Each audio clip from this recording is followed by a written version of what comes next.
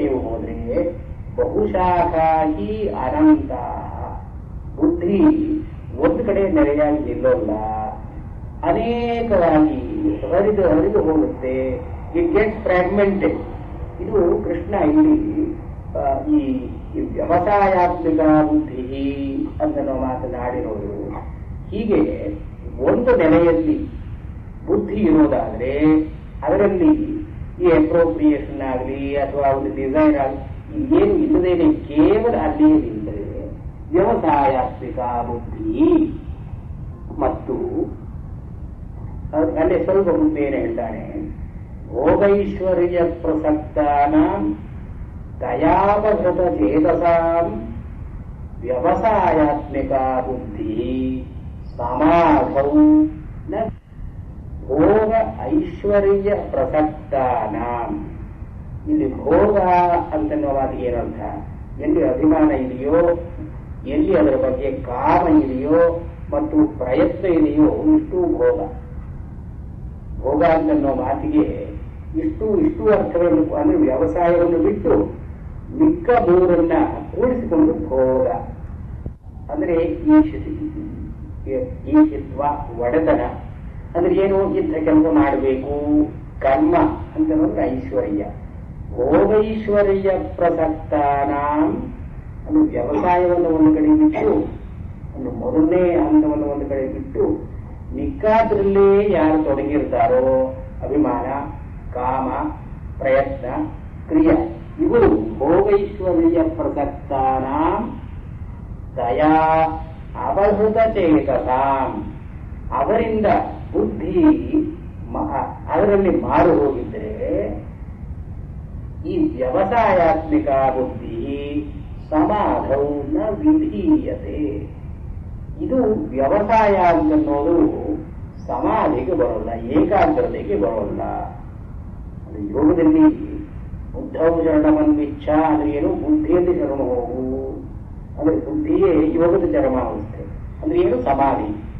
ಇಲ್ಲಿ ಭೋಗೈಶ್ವರ್ಯ ಪ್ರಸಕ್ತಾನ ಅಂದ್ರೆ ಏನು, ಪಂಚಾದಿ ಬುದ್ಧಿಗಳನ್ನು ಮನಸ್ಸಿನಲ್ಲಿ ಇಟ್ಟುಕೊಂಡು ಕೃಷ್ಣ ಹೇಳ್ತಾ ಇರೋದು ಈ ಭೋಗ ಮತ್ತು ಈ ಒಂದು ವ್ಯವಸಾಯ ಮತ್ತು ಕರ್ಮ ಈ ಎರಡು ಕೊನೆಗಳಲ್ಲಿ ನಾವು ಈ ವ್ಯವಸಾಯವನ್ನು ಹಿಡಿಯತಕ್ಕದ್ದು. ವ್ಯವಸಾಯಾತ್ಮಿಕ ಬುದ್ಧಿ ಈಗ ಇರಕುರು ನಂತರ.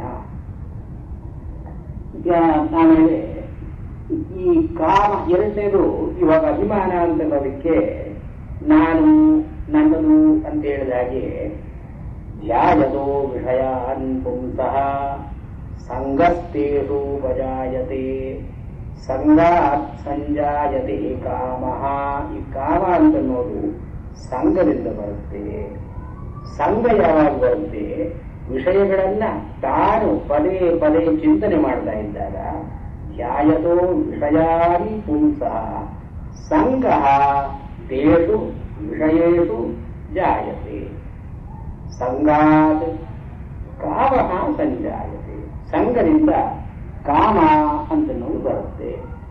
ಹೀಗೆ ಕೃಷ್ಣ ಈ ಒಂದೊಂದು ಪಂಚಾಬಿ ಬುದ್ಧಿಗಳನ್ನು ಎತ್ತುಕೊಂಡು ಒಂದೊಂದನ್ನೇ ಹೇಳಿಕೊಂಡು ಬರ್ತಾರೆ, ಅನೇಕ ಕಡೆ ಹೇಳಿಕೊಂಡು ಹೀಗೆ ಇತ್ಯಾದಿಯಾಗಿ ಹೇಳ್ಕೊಂಡು ಬರ್ತಾರೆ. ಅಂದ್ರೆ ಪಂಚಾಬಿ ಬುದ್ಧಿಯ ಅಂತ ಸಾಂಖ್ಯದ ಪ್ರಕ್ರಿಯೆಯನ್ನ ಕೃಷ್ಣ ಒಪ್ಪಿ ಹೇಳ್ತಾ ಇರೋದು. ಮತ್ತೆ ಇನ್ನೊಂದು ಕಡೆ ಹೇಳ್ತಾನೆ, ದೂರೇಣ ಕ್ಷವರಂ ಕರ್ಮ ಬುದ್ಧಿಯೋಗ ಧನಂಜಯ ಅಂತನೋ ಮಾತು.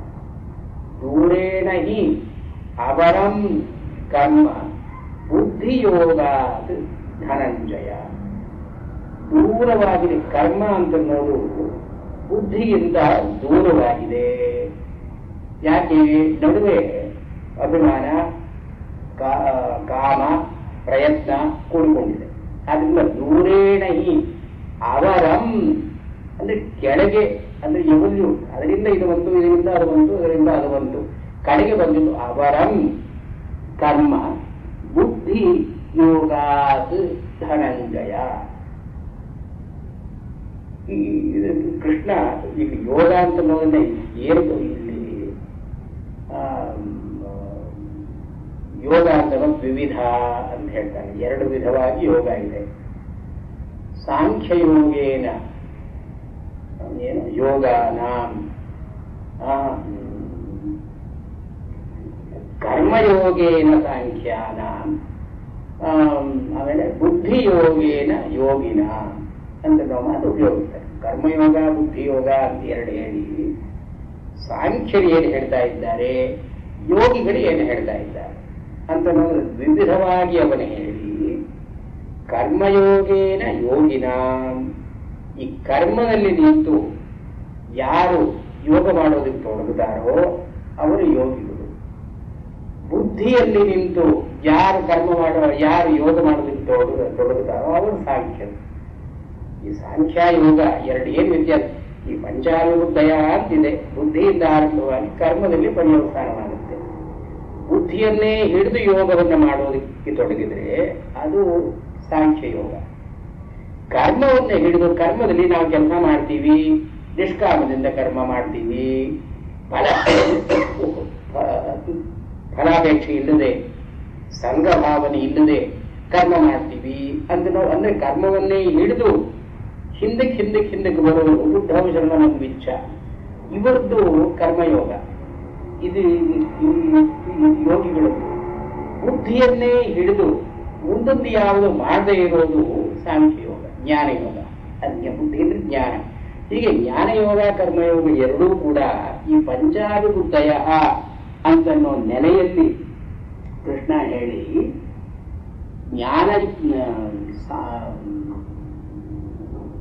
ಹೇಳ್ತಾರೆ ಜ್ಞಾನಯೋಗೇನ ಸಾಂಖ್ಯಾನ. ವ್ಯವಸಾಯದಲ್ಲಿ ಯಾರು ನಿಂತಿರ್ತಾರೋ, ವ್ಯವಸಾಯವೇ ಮುಖ್ಯವಾಗಿರುತ್ತೋ ಅವರು ಸಾಂಖ್ಯರು ಅಂತ ಕರ್ತಾರೆ. ಈ ಕರ್ಮಯೋಗದಲ್ಲಿರೋದು, ಕರ್ಮಯೋಗದಲ್ಲಿ ನಿಂತವರು ಯೋಗಿಗಳು ಅಂತ ಹೇಳಿದ ಮೇಲೆ ನಿಯತಂ ಗುರು ಕರ್ಮತ್ವಂ ಕರ್ಮಜ್ಯಾಯೋಹ್ಯ ಕರ್ಮಣ ಅಂತ ನಾವು ಮಾತು ಅಲ್ಲೇ ಬರುತ್ತೆ. ಹೀಗೆ ಕರ್ಮಯೋಗ ಜ್ಞಾನಯೋಗ ಅಂತ ಎರಡು ಹೇಳಿದ್ರು ಕೂಡ ವ್ಯವಸಾಯದಲ್ಲೇ ನಿಂತರೆ ಶರೀರ ಯಾತ್ರಾಪಿ ನ ಪ್ರಸಿದ್ಧೇತ್. ನಮಗೆ ದೇಹ ಅಂತ ಇದೆ, ಇಂದ್ರಿಯಗಳಿದೆ, ಮನಸ್ಸಿದೆ, ಅಹಂಕಾರ ಇದೆ, ಮತ್ತು ಇಚ್ಛಾ ಪ್ರಯತ್ನ ಇದೆಲ್ಲ ಇದೆ. ಇದು ಯಾವುದೂ ಕೆಲಸ ಮಾಡದೇ ಇರೋ ಹಾಗಿರ್ತೀನಿ ಅಂತನೋ ಸಾಧ್ಯ ಇಲ್ಲ. ನಜಾದು ಕ್ಷಣಮಪಿ ತಿಷ್ಠತಿ ಕರ್ಮಕೃತು. ಕರ್ಮವನ್ನು ಮಾಡದೆ ಇರೋದು ಸಾಧ್ಯವೇ ಇಲ್ಲ. ಜ್ಞಾನಿಯೋಗಿಗಳಾದರೂ ಕೂಡ ನಾನು ವ್ಯವಸಾಯದಲ್ಲಿ ಮಾತ್ರ ಇರ್ತೀನಿ, ಬುದ್ಧಿಯಲ್ಲಿ ಮಾತ್ರ ಇರ್ತೀನಿ, ನನಗೆ ಈ ಅಭಿಮಾನ, ಇಚ್ಛಾ, ಪ್ರಯತ್ನ ಇಂಥದನ್ನು ಮಾಡೋಣ ಅಂತ ಯಾರೂ ಹೇಳೋ ಹಾಗಿಲ್ಲ. ಇದು ಸ್ವಭಾವ ಸಿದ್ಧವಾಗಿ, ಪ್ರಕೃತಿ ಸಿದ್ಧವಾಗಿ ನಡೀಲೇಬೇಕಾದದ್ದು. ಆದರೆ ಈ ಅಕರ್ಮ, ಕರ್ಮ ಜ್ಯಾಯೋ ಹಿ ಅಕರ್ಮಣ, ಈ ಕರ್ಮ ಮಾಡದೇ ಇರೋದಕ್ಕಿಂತ ಕರ್ಮ ಮಾಡೋದು ಒಳ್ಳೆಯದು. ಯಾಕೆ? ಪ್ರಕೃತಿ ಯಾಂತಿ ಹೋದಾನಿ. ಮನುಷ್ಯನಿಗೆ ಕರ್ಮ ಮಾಡೋದು ಸಹಜವಾಗಿ ಬರತಕ್ಕದ್ದು. ಇದನ್ನು ನಿಗ್ರಹ ಮಾಡಿ ಪ್ರಯೋಜನ ಇಲ್ಲ. ಪ್ರಕೃತಿ ಯಾಂತಿ ಹೋದಾನಿ ನಿಗ್ರಹ ಕಿಂ ಕರಿಷ್ಯತಿ. ನಾವು ಎಷ್ಟು ಕೆಲಸ ಮಾಡಬಾರ್ದು ಅಂತಂದ್ರೂ ಕೂಡ ಆ ಕೆಲಸ ಮಾಡಬಾರ್ದು ಅಂತ ನಾವು ಭಾವನೆಯೇ ಒಂದು ಕೆಲಸ. ನಾನು ಏನು ಮಾಡೋದಾ, ಕೂತ್ಕೊಂಡಿರ್ತೀನಿ ಅಂತ ಕೂತ್ಕೊಂಡಿರೋದೇ ಒಂದು ಕೆಲಸ. ಹೀಗೆ ಕರ್ಮ ಅಂತ ನಾವು ಮಾತಿನ ವ್ಯಾಪ್ತಿಯಲ್ಲಿ ಅಕರ್ಮಕ್ಕೆ ಜಾಗ ಇಲ್ಲ. ಮತ್ತೆ ಅರ್ಜುನನ ಕೈನಲ್ಲಿ ಒಂದು ಪ್ರಶ್ನೆ ಕೇಳಿಸ್ತಾನೆ, ಜಾಯಸಿ ಚೇತ್ ಕರ್ಮಣಸ್ತೆ ಮದಾ ಬುದ್ಧಿರ್ಜನಾರ್ದನ ಕಿಂ ಕರ್ಮಣಿ ಘೋರೇ ಮಾಂ ನಿಯೋಜಯಸಿ ಕೇಶವ ಅಂತ ಅರ್ಜುನ ಒಂದು ಪ್ರಶ್ನೆ ಮಾಡ್ತಾನೆ. ನಿನ್ನ ಅಭಿಪ್ರಾಯದಲ್ಲಿ ಕರ್ಮಕ್ಕಿಂತ ಈ ಬುದ್ಧಿ ಅನ್ನೋದು ಹೆಚ್ಚಾದ್ರೆ, ಜಾಯಸಿ ಚೇತ್ ಕರ್ಮಣಸ್ತೆ ಮದಾ ಬುದ್ಧಿ ಜನಾರ್ದನ. ಬುದ್ಧಿ ಕರ್ಮ ಅಂತ ಹೇಳಿ ಸ್ಪಷ್ಟವಾಗಿ ಹೇಳ್ತಾರೆ. ಎರಡು ಕೊನೆಗಳಿದೆ. ಕೆಲವರು ಬುದ್ಧಿಯಿಂದ ಹೊರಡ್ತಾರೆ, ಕೆಲವರು ಕರ್ಮದಿಂದ ಹೊರಡ್ತಾರೆ.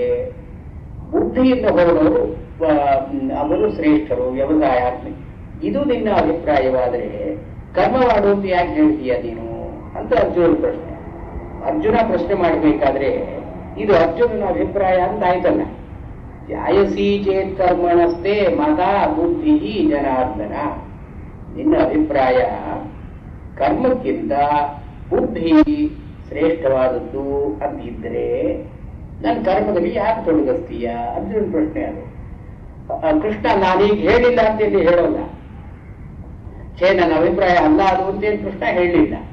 ಅಂದಮೇಲೆ ಅರ್ಜುನ ತಿಳ್ಕೊಂಡಿದ್ದು ಸರಿ, ಕೃಷ್ಣ ಅದನ್ನು ಒಪ್ಪಿದ್ದು ಸರಿ. ಕೃಷ್ಣ ಭಗವದ್ಗೀತೆಯ ಉದ್ದೇಶ ಏನು? ಜಾಯಸಿ ಕರ್ಮಣ ಬುದ್ಧಿ, ಕರ್ಮಕ್ಕಿಂತ ಬುದ್ಧಿ ಶ್ರೇಷ್ಠವಾದದ್ದು ಅಂತ ಭಗವದ್ಗೀತೆ ಅಭಿಪ್ರಾಯ ಅಂತ ಆಯಿತು. ಅರ್ಜುನ ಅವನು ತಿಳ್ಕೊಂಡಿದ್ದು ಅದೇ. ಕೃಷ್ಣ ಅದನ್ನೇನು ಅಲ್ಲ ಅಂತ ಅನ್ಲಿಲ್ಲ. ಆದ್ರೆ ಈ ಕರ್ಮ ಅನ್ನೋದು ಏನು, ಅಕರ್ಮ ಅನ್ನೋದು ಏನು, ವಿಕರ್ಮ ಅನ್ನೋದು ಏನು, ಇದನ್ನ ಸರಿಯಾಗಿ ತಿಳ್ಕೊಳ್ಬೇಕು ಅಂತ ಕೃಷ್ಣ ಹೇಳ್ಕೊಂಡು ಹೋಗ್ತಾನೆ. ಕರ್ಮಣ ಬೋಧವ್ಯಂ ವಿಕರ್ಮಣ ಅಕರ್ಮಣ.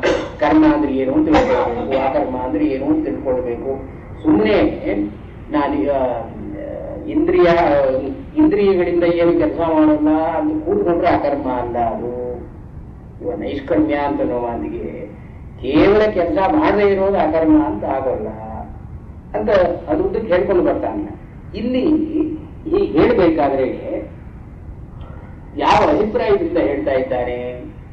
ಈ ಬುದ್ಧಿ ಅಂತನ್ನೋದನ್ನು ಮೊದಲು ಮಾಡಿಕೊಂಡ್ರೆ ಗುಣಗಳ ಒಂದು ಪ್ರಸಕ್ತಿ ನಮಗೆ ತಿಳಿಯಬೇಕು. ಸತ್ವದಲ್ಲಿ ನಿಂತ ಮೇಲೆ ಒಂದು ರಜಸ್ಸು ಅಂತ ಬಂದ್ರೆ ಅಭಿಮಾನವಾಗುತ್ತೆ, ಅದು ಒಂದು ತಮಸ್ಸು ಅಂತ ಬಂದ್ರೆ ಇಚ್ಛಾ ಅಂತ ಅನ್ನೋದು ಬರುತ್ತೆ. ಈ ಸತ್ವದ ಜೊತೆ ರಜಸ್ಸು ಸೇರಿಕೊಂಡು ತಮಸ್ಸು ಅದಕ್ಕೆ ಆನುಷಂಗಿಕವಾಗಿ ಬಂದ್ರೆ ಪ್ರಯತ್ನ ಅಂತ ಆಗುತ್ತೆ. ಸತ್ವರಜಸ್ತಮ ಗುಣಗಳು ಪ್ರಬಲವಾಗಿ ಕೂಡಿಕೊಂಡ್ರೆ ಕ್ರಿಯಾ ಅಂತ ಆಗುತ್ತೆ. ಇದು ಗುಣಗಳಿಂದ ಉಂಟಾದದ್ದು ಅಂತನೋ ತಿಳುವಳಿಕೆ ಬುದ್ಧಿಯಲ್ಲಿ ಇದ್ದಾಗ ಬರುತ್ತೆ ವಿನಃ ಕರ್ಮದಲ್ಲಿ ಇದ್ದಾಗ ಬರೋಲ್ಲ. ಅದಕ್ಕೆ ಕೃಷ್ಣ ಏನ್ ಹೇಳ್ತಾನೆ? ಪ್ರಕೃತೇ ಕ್ರಿಯಮಾಣಾನಿ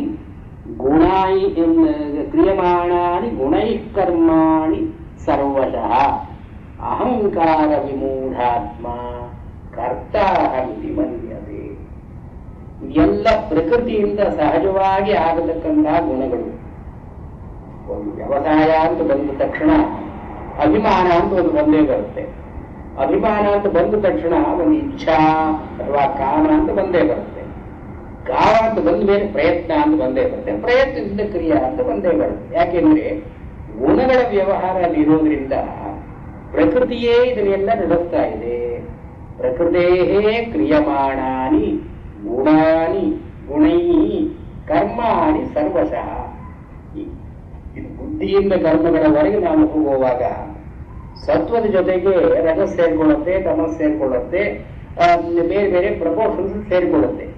ಇದನ್ನು ತಿಳ್ಕೊಂಡವನು ಪ್ರಕೃತೇ ಕ್ರಿಯಮಾಣಾನಿ ಗುಣೈ ಕರ್ಮಾಣಿ ಸರ್ವಶಃ, ಇವನಲ್ಲಿ ನಾನು ಮಾಡ್ತಾ ಇದ್ದೀನಿ ಅಂತನೋ ಭಾವನೆ ಹೋಗುತ್ತೆ. ಯಾಕೆಂದ್ರೆ ಅಭಿಮಾನ ಅಥವಾ ಅಹಂಕಾರ ಅಂತನ್ನೋದು ಎರಡನೇದಾಗಿ ರಜಸ್ಸಿನಿಂದ ಬರುತ್ತೆ.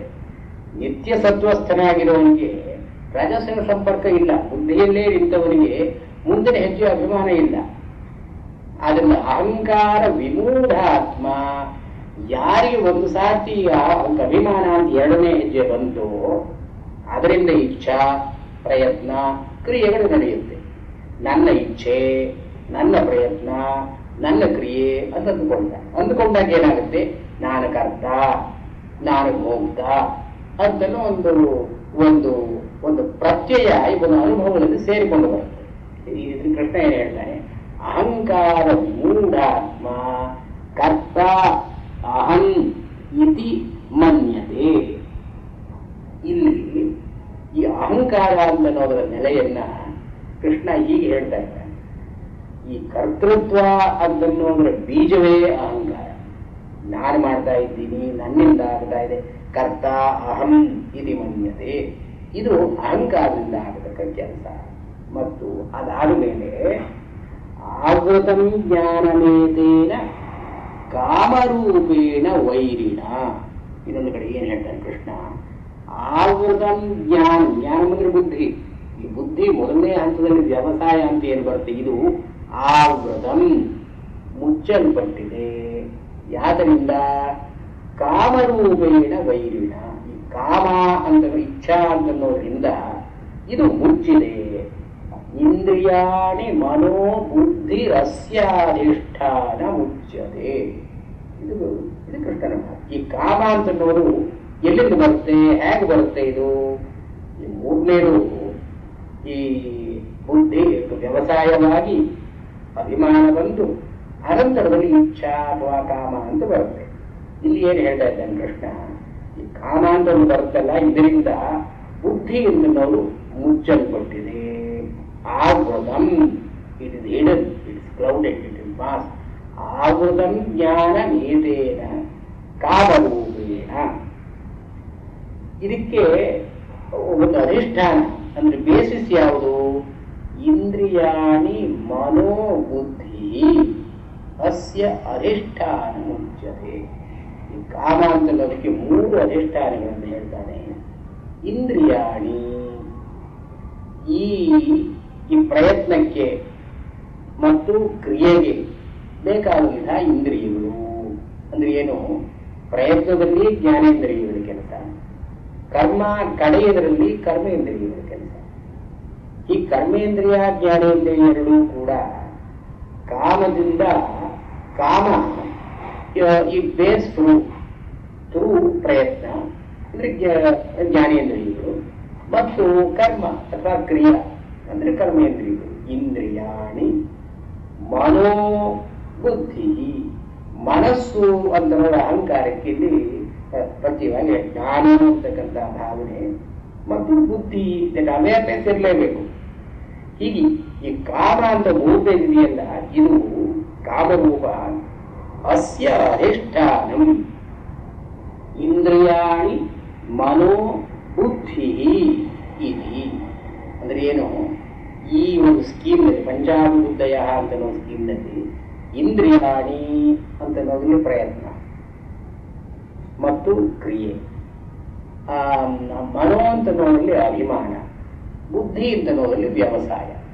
ಈ ಕಾಮ ಅಂತ ಅನ್ನೋದು ಕಾಮಯೇಷ, ಇದು ಎಲ್ಲಕ್ಕೂ ಮೂಲ ಕಾರಣವಾಗಿ ಬರುತ್ತೆ. ಅದರಿಂದ ಇದರ ಸ್ಕೀಮ್ನಲ್ಲಿ ಹೀಗೆ ವ್ಯವಸಾಯ, ಅಭಿಮಾನ, ಪ್ರಯತ್ನ ಮತ್ತು ಕ್ರಿಯಾ ಇಷ್ಟೂ ಕೂಡಿಸಿಕೊಂಡು ಒಂದು ಕಾಮ ಅಂತ ಒಂದು ಬರುತ್ತೆ. ಇಷ್ಟರ ಆಧಾರದ ಮೇಲೆ ಕಾಮ ಅಂತ ಬರುತ್ತೆ. ಹೀಗೆ ಇಲ್ಲಿ ಈ ವ್ಯವಸಾಯ, ಅಭಿಮಾನ, ಇಚ್ಛಾ, ಪ್ರಯತ್ನ, ಕ್ರಿಯಾ ಇದನ್ನ ಹೀಗೆ ಪಂಚ ಅವಿಬುದ್ಧಯ ಅಂತ ಹೇಳಿ ಇದರಲ್ಲೇ ಯೋಗ ಮತ್ತು ಜ್ಞಾನ ಎರಡೂ ಕೂಡಿಕೊಂಡಿದೆ. ಸಾಂಖ್ಯರು ಹೇಳ್ತಕ್ಕಂಥ ಜ್ಞಾನ, ಯೋಗದಲ್ಲಿ ಹೇಳ್ತಕ್ಕಂಥ ಕರ್ಮ ಮಾರ್ಗ ಎರಡೂ ಕೂಡಿಕೊಂಡಿದೆ ಇದರಲ್ಲಿ.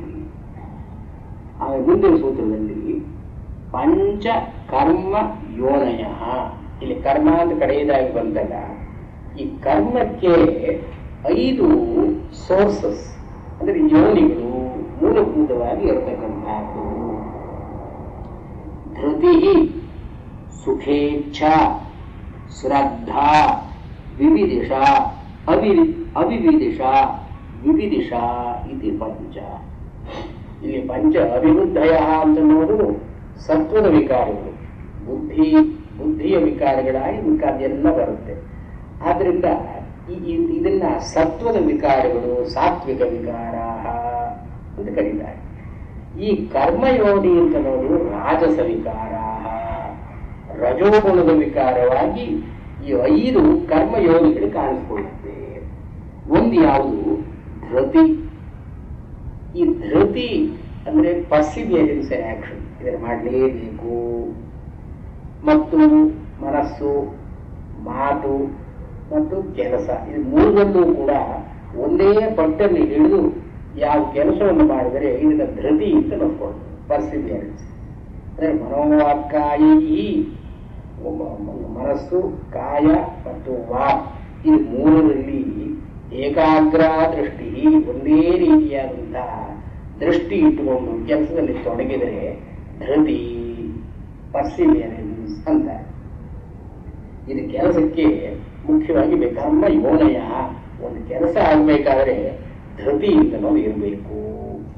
ಅಂದ್ರೆ ಮನಸ್ಸು, ವಾಕ್ ಮತ್ತು ಕಾಯ ಇದು ಅನ್ಯತ್ರ ಇರದೆ ಏಕತ್ರ ಏವ ಸ್ಥಿತಿ, ಒಂದೇ ಒಂದು ಕಡೆ ಇರತಕ್ಕಂಥದ್ದನ್ನ ಧೃತಿ ಅಂತ ಕರೆದಿದ್ದಾರೆ.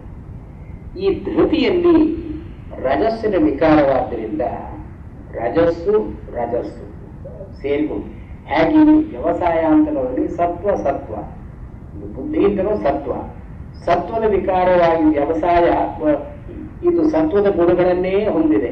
ಆದ್ರಿಂದ ಇದರ ಸತ್ವ ಸತ್ವ ಇಲ್ಲಿ 2 3 3 ಹೇಳೋದು ಅದರ reinforcement.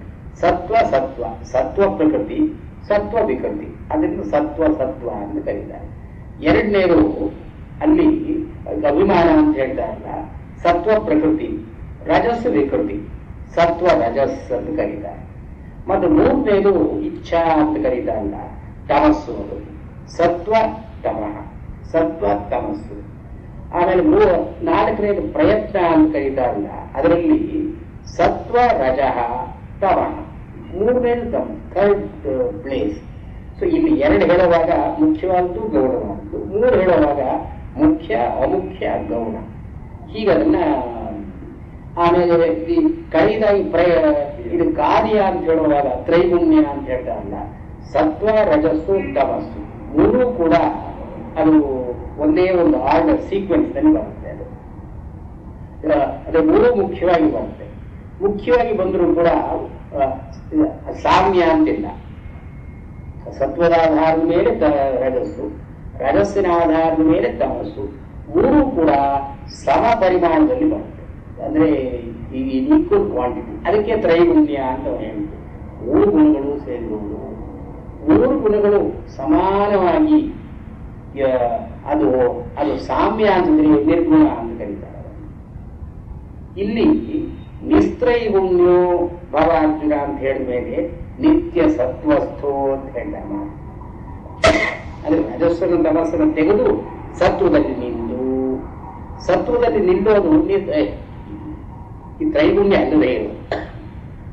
So Krishna drives this point home. ನಾವು ಸಾಮಾನ್ಯವಾಗಿ ಕರ್ಮ ಅಂತನೋದ್ರಲ್ಲಿ ಇರ್ತೀವಿ. ಈ ಕರ್ಮದಿಂದ ಒಂದು gradual return to the pristine state of buddhi, ಇದನ್ನೇ ಅವರು ಯೋಗ ಅಂತ ಕರೆದಿರೋದು.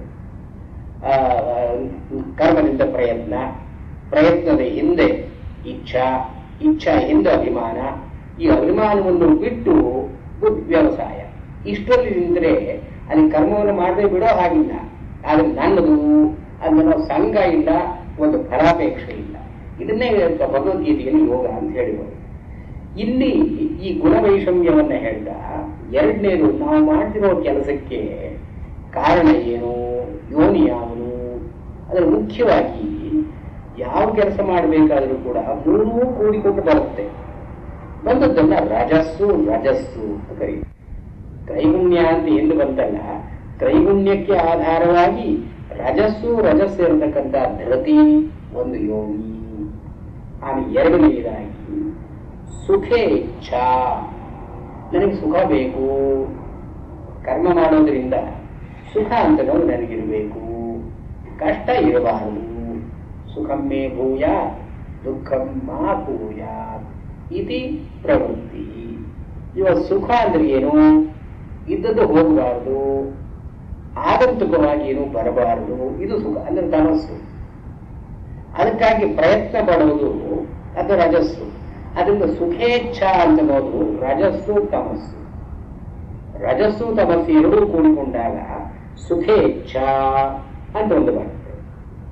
ಆಮೇಲೆ ಶ್ರದ್ಧಾ, ಶ್ರದ್ಧಾ ಇದೆ ಫೇತ್, ಇದರಿಂದ ಫಲ ಬರುತ್ತೆ, ಇದು ಫಲಕಾರಿಯಾಗುತ್ತೆ, ನಾನು ಈ ಕೆಲಸ ಮಾಡಿದರೆ ಇಂಥ ಒಂದು ರಿಸಲ್ಟ್ ಇರುತ್ತೆ ಅಂತನೋ ಶ್ರದ್ಧಾ.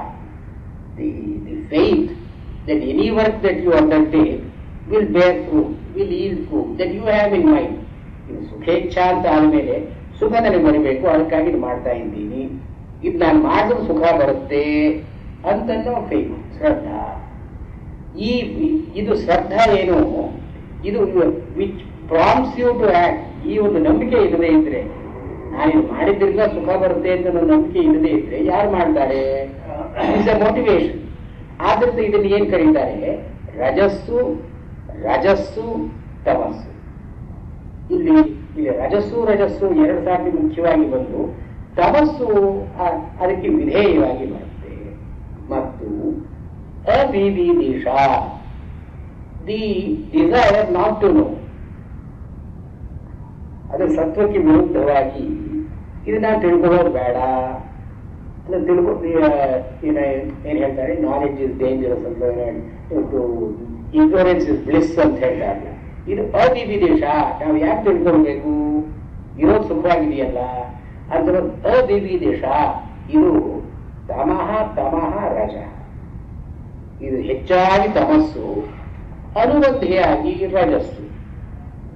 ಕಡೆಯದು ವಿವಿದಿಷ, ತಿಳ್ಕೊಳ್ಬೇಕು ಅಂತ ಅನ್ನೋ ಇಚ್ಛೆ. ವಿವಿದಿಷ ಅಂದ್ರೆ ಜಿಜ್ಞಾಸ, ತಿಳ್ಕೊಳ್ಬೇಕು ಅನ್ನೋ ಇಚ್ಛೆ. ಇದು ಮುಖ್ಯವಾಗಿ ಸತ್ವ, ಅನುಬಂಧಿಯಾಗಿ ರಜಸ್ಸು. ಈ ರಜಸ್ಸಿನ ವಿಕಾರಗಳಲ್ಲೇ ಈ ಜಿಜ್ಞಾಸ, ತಿಳ್ಕೊಳ್ಬೇಕು ಅಂತನ್ನೋದು ರಜಸ್ಸೆ. ಅದು ಸಾತ್ವಿಕವಾದದ್ದಲ್ಲ. ಕೇವಲ ಸಾತ್ವಿಕವಾದರೆ ಅವರಿಗೆ ಜ್ಞಾನ ತನ್ನಷ್ಟಕ್ಕೆ ತಾನೇ ಆಗುತ್ತೆ, ತಿಳ್ಕೊಳ್ಬೇಕು ಅಂತ ಪ್ರಯತ್ನ ಪಡೋಲ್ಲ. ಇಲ್ಲಿ ಹೀಗೆ ಈ ಪಂಚ ಕರ್ಮ ಯೋನಯ, ಇಲ್ಲಿ ಈ ಧೃತಿ ಅಂತನ್ನೋದನ್ನ ವ್ಯವಸಾಯಕ್ಕೆ ಸರಿಯಾಗಿ ಹೇಳ್ತಾರೆ. ಅಲ್ಲಿ ವ್ಯವಸಾಯ ಅಂತ ಏನಿದೆಯೋ ಅದಕ್ಕೆ ಅನುಗುಣವಾಗಿ ಅದು ಸತ್ವವಾಯಿತು. ಆ ಸತ್ವಕ್ಕೆ ಅನುಗುಣವಾಗಿ ರಜಸ್ಸು ಧೃತಿ, ಮತ್ತು ಈ ಸುಖೇಚ್ಛಾ ಅಂತನ್ನೋದು ಅಭಿಮಾನ ಮತ್ತು ಇಚ್ಛಾ. ಸುಖ ಅಂತನ್ನೋದ್ರಲ್ಲಿ ಅಭಿಮಾನ ಇದೆ. ಆ ಪಂಚ ಅಭಿಬುದ್ಧಿಗಳನ್ನು ಹೇಳುವಾಗ ಅಭಿಮಾನ ಅಂತ ಹೇಳೋಲ್ಲ, ಅದು ಸುಖ. ಇಚ್ಛಾ ಅಂತನ್ನೋದಿದ್ದೇ ಇದೆ. ಸುಖೇಚ್ಛಾ ಅಂತನ್ನೋದು ಅಲ್ಲಿಯ ಅಭಿಮಾನ ಮತ್ತು ಇಚ್ಛಾ. ಮತ್ತು ಅವಿವಿದೇಶ ಅಂತನ್ನೋದು ಕರ್ಮ. ಕೆಲಸ ಮಾಡು, ತಿಳ್ಕೊಳ್ಬೇಡ. ಇದು ಅಜ್ಞಾತ್ವ ಕರ್ಮ ಕುರ್ಯಾತ್ ಮಹಾಭಾರತದಲ್ಲಿ ಒಂದು ಬರುತ್ತೆ. ಈ ಕರ್ಮ ಜ್ಞಾನ ಅಂತನ್ನೋದು ಎರಡು ರೆಕ್ಕೆಗಳಿದ್ದ ಹಾಗೆ. ಇಬ್ರು ಹೋಗ್ತಾ, ಒಬ್ಬ ಪಂಗು, ಇನ್ನೊಬ್ಬ ಅಂಧ ಪಂಗು, ಇವರಿಬ್ಬರು ಕಾಡಿನಲ್ಲಿ ಹೋಗ್ತಾ ಇದ್ದಾಗ ಒಂದು ದಾವಾಗ್ಲಿ, ಒಂದು ವೈಲ್ಡ್ ಫೈರ್. ಆಗ ಇವನ ಅಂಧ ಅದೃಷ್ಟ ದಗ್ಧ. ಅವನು ಏನಾಗ್ತಿದೆ ಅಂತ ಗೊತ್ತಿರದೆ ಅವನು ಸಿಕ್ಸತ್ತೋದ. ಪಂಗು ಅವನು ಹೆಳವ, ಅವನಿಗೆ ಇದು ಬೆಂಕಿ ಅಂತ ಗೊತ್ತಿದ್ರು ಕೂಡ ಓಡ್ಲಾರ್ದೆ ಅವನು ಸತ್ತ. ಓದಂತೆ ಹೀಗೆ ಪಂಗು ಅಂತನ್ನೋನು ಅವನಿಗೆ ದರ್ಶನ ಇದೆ, ಕ್ರಿಯಾಯೋಗ ಇಲ್ಲ. ಅವನಿಗೆ ಅಂಧ ಅಂತನ್ನೋನಿಗೆ ಕ್ರಿಯಾಯೋಗ ಇದೆ, ದರ್ಶನ ಜ್ಞಾನ ಇಲ್ಲ. ಹೀಗೆ ಜ್ಞಾನ ಕರ್ಮ ಎರಡೂ ಕೂಡ ಒಂದನ್ನು ಬಿಟ್ಟು ಇದ್ರೆ ಅದು ಸಾರ್ಥಕವಾಗಲಾರದು. ಆದ್ರಿಂದ ಇಲ್ಲಿ ಜ್ಞಾನ ಅಂತನ್ನೋದು ಸತ್ವ, ಈ ಕ್ರಿಯಾ ಅಂತನ್ನೋದು ರಜಸ್ಸು. ಈ ಸತ್ವ ರಜ ಎರಡೂ ಕೂಡಿಕೊಂಡಿರಬೇಕು ಅಂತನ್ನೋ ದೃಷ್ಟಿಯಿಂದ ಅವಿವಿದೇಶ ಅಂತನ್ನೋದನ್ನು ತಮಸ್ಸು ಅಂತ ಕರೀತಾರೆ. ವಿವಿದೇಶ ಅಂತನ್ನೋದನ್ನ ಸತ್ವ ರಜ ಪ್ರಮುಖ ಅಂತ ಕರೀತಾರೆ. ಇಲ್ಲಿ ವಿವಿದೇಶ ಅಂತನ್ನೋದು ಇದೇನು ತಿಳ್ಕೊಳ್ಬೇಕು, ಈ ಸಂಸಾರದ ಕಾರಣ ಏನು, ಬ್ರಹ್ಮ ಅಂತನ್ನೋದು ಏನು, ದುಃಖ ಅಂತನ್ನೋದು ಹೇಗೆ ಹೋಗುತ್ತೆ, ಇವೆಲ್ಲ ವಿವಿದೇಶ. ಆದ್ರಿಂದ ಈ ಕರ್ಮಯೋನಿಗಳಲ್ಲಿ ಧೃತಿ, ಸುಖೇಚ್ಛಾ, ಶ್ರದ್ಧಾ, ಅವಿವಿದಿಷ ಮತ್ತು ವಿವಿದಿಷ, ಈ ಐದನ್ನ ಹೇಳಿ ಈ ಐದರಲ್ಲಿ ಯೋಗಕ್ಕೆ ಸೇರಬೇಕಾದದ್ದು ಧೃತಿ, ಶ್ರದ್ಧಾ, ವಿವಿದಿಷ ಚೇತಿ. ಈ ಧೃತಿ ಅಂತ ನಾವು ಕ್ವಾಲಿಟಿ ಇರಬೇಕು, ಏಕಾಗ್ರವಾದಂತಹ ಕ್ವಾಲಿಟಿ. ಇದನ್ನೇ ಇಲ್ಲಿ ಕ್ರಿಯಾಯೋಗ ಅಂತ ಹೇಳೋದು. ಪತಂಜಲಿಗಳ ಯೋಗ ಸೂತ್ರದಲ್ಲಿ ಹೇಳೋ ಕ್ರಿಯಾಯೋಗವೂ ಅದೇ, ಇಲ್ಲಿ ಕರ್ಮಯೋಗ ಅಂತ ಹೇಳೋದು ಅದೇನೆ. ಧೃತಿ ಪ್ರಮುಖವಾಗಿ, ಶ್ರದ್ಧಾ ಸಹಿತವಾಗಿ, ವಿವಿದಿಷೋಪೇದ. ವಿವಿದಿಷ ಅಂತನ್ನೋದು ಇದು ತಿಳ್ಕೊಳ್ಬೇಕು ಅಂತನೋ ಕುತೂಹಲ ಇದ್ರೆ ಇದು ಯೋಗಕ್ಕೆ ಕಾರಣವಾಗುತ್ತೆ. ಇಲ್ಲಿ ಧೃತಿ ಅಂತನ್ನೋದನ್ನೇ ಕರ್ಮಯೋಗ ಅಂತ ಕರೀತಾರೆ, ಶ್ರದ್ಧಾ ಅಂತನ್ನೋದನ್ನು ಭಕ್ತಿ ಯೋಗ ಅಂತ ಕರೀತಾರೆ, ವಿವಿದಿಷ ಅನ್ನೋದನ್ನು ಜ್ಞಾನಯೋಗ ಅಂತ ಕರೀತಾರೆ. ಈ ಪಂಚ ಕರ್ಮಯೋಗಗಳಲ್ಲಿ ಭಗವದ್ಗೀತೆಯಲ್ಲಿ ಬರೋದು ಇದೆ. ಒಂದೊಂದು 6 ಅಧ್ಯಾಯಕ್ಕೆ ಒಂದೊಂದು ಕಾಂಡ. ಇದು ಧೃತಿ, ಶ್ರದ್ಧಾ, ವಿವಿದಿಷ ಅಂತ ನಾವು ಕರ್ಮಯೋನಿಗಳಲ್ಲಿ ಇದು ಮುಕ್ತಿಗೆ ಕಾರಣವಾಗತಕ್ಕಂಥದ್ದು. ಸುಖೇಚ್ಛಾ ಅವಿವಿದಿಷ ಇದಿದ್ವೆ. ಇಲ್ಲಿ ಎರಡು, ಸುಖ ಬೇಕು, ಲೌಕಿಕವಾದ ಸುಖ ಬೇಕು, ಮತ್ತು ಜ್ಞಾನ ನನಗೆ ಬೇಕಾಗಿಲ್ಲ. ಅವಿವಿದಿಷ ಸುಖೇಚ್ಛ ಇದು ಎರಡೂ ಕೂಡ ಪಾಪಕ್ಕೆ ಕಾರಣವಾಗುತ್ತೆ. ಪುಣ್ಯ ಪಾಪ ಹೇತವ. ಹೀಗೆ ಈ ಪಂಚ ಕರ್ಮಯೋನಿಗಳು ಅಂತನ್ನೋದು ಪುಣ್ಯಕ್ಕೆ ಪಾಪಕ್ಕೆ ಕಾರಣವಾಗುತ್ತೆ. ಪಂಚವಾಯವ ಮುಂದಿನ ಸೂತ್ರ. ಪಂಚವಾಯವ ಇಲ್ಲಿ ಕರ್ಮ ಅಂತ ಬಂದಾಗ ಈ ಕೆಲಸ ಅಂತ ನೋಡೋದ್ರಲ್ಲಿ ಬುದ್ಧಿಯ ಒಂದು ಪ್ರಕಾರ, ಒಂದು ಬುದ್ಧಿಯಿಂದ ವಿಕಾರವಾಗಿ ಕರ್ಮ ಅಂತ ಬರುತ್ತೆ. ಮುಂದಿನ ಸೂತ್ರದಲ್ಲಿ ಬುದ್ಧಿ ಅಥವಾ ವ್ಯವಸಾಯ, ಅದರಿಂದ ಅಭಿಮಾನ, ಅಭಿಮಾನದಿಂದ ಇಚ್ಛೆಯಿಂದ ಪ್ರಯತ್ನದಿಂದ ಕರ್ಮ, ಬುದ್ಧಿಯಿಂದ ಕರ್ಮದವರೆಗೆ ಒಂದು ಸೀಕ್ವೆನ್ಸ್ ಹೇಳಿದರು. ಈ ಕರ್ಮಕ್ಕೆ ಬೇಕಾದಂಥ, ಪ್ರಯತ್ನಕ್ಕೆ ಬೇಕಾದಂಥ ಮತ್ತು ಇಚ್ಛೆಗೆ ಬೇಕಾದಂಥ ಒಂದು ಬುದ್ಧಿಯ ಇನ್ನೊಂದು ವಿಕಾರವನ್ನ ವಾಯು ಅಂತ ಕರೆದಿದ್ದಾರೆ. ಪ್ರಾಣ ಅಥವಾ ವಾಯು ಅಂತ ಕರೆದಿದ್ದಾರೆ. ಪಂಚವಾಯವ ಅಂದ್ರೆ ಕೆಲಸ ಮಾಡೋದಕ್ಕೆ ಶಕ್ತಿಯನ್ನ ಯಾವುದು ಕೊಡುತ್ತೋ ಅದು ವಾಯು. ವಾತಿ ವಾ ಅಂತ ನಾವು ಮಾತಿಗೆ ಗತಿಗಂಧಯು, ಗತಿ ಮೂವ್ಮೆಂಟ್ ಅಂತ ಅರ್ಥ. ಕೆಲಸಕ್ಕೆ ರಜಸ್ಸೇ ಮುಖ್ಯವಾದ್ದರಿಂದ ಈ ರಜಸ್ಸನ್ನ ಪ್ರೇರೇಪಣೆ ಮಾಡತಕ್ಕಂಥದ್ದು ಒಂದು ಇರಬೇಕು. ರಜಸ್ಸಿಗೆ ಮೂಲ ಕಾರಣ. ಇದನ್ನ ವಾಯು ಅಂತ ಕರೆದಿದ್ದಾರೆ. ಇದನ್ನ ಪಂಚವಾಯವ. ಇದು ಕೇವಲ ಗಾಳಿಯಿಂದ ಅಂದುಕೊಳ್ಳಬಾರ್ದು. ಅದರ ಪಂಚ ಯಾವುದು? ಪ್ರಾಣಾಪಾನ ವ್ಯಾನೋದಾನ ಸಮಾನಾನಿ ಪಂಚವಾಯುವ. 5 ವಾಯುಗಳು ಪ್ರಾಣ, ಅಪಾನ, ವ್ಯಾನ, ಉದಾನ ಸಮಾನ. ಇದು 5. ಆದ್ರೆ ಇದನ್ನ ನಾವು ಗಾಳಿ ಅನ್ನೋ ಅರ್ಥದಲ್ಲಿ ಇದನ್ನು ಉಪಯೋಗಿಸಬಾರ್ದು. ಮೇಲೆ ಹೋಗ್ತಕ್ಕಂಥ, ಕೆಳಗೆ ಬರತಕ್ಕಂಥ ಗಾಳಿ ಅಂತನ್ನೋದನ್ನು ಉಪಯೋಗಿಸಬಾರದು. ಇದು ಬುದ್ಧಿ, ಅಹಂಕಾರ, ಮನಸ್ಸು ಮೂರೂ ಕೂಡಿಕೊಂಡು ಏಕತ್ರ ಸನ್ನಿಹಿತ. ಒಂದೇ ಕಡೆ ಇದು ಮೂರು ಇದ್ದರೆ ಅಭಿಮಾನ, ಇಚ್ಛಾ, ಪ್ರಯತ್ನಾನಿ ಸಂಘಟಿತ ಇವ.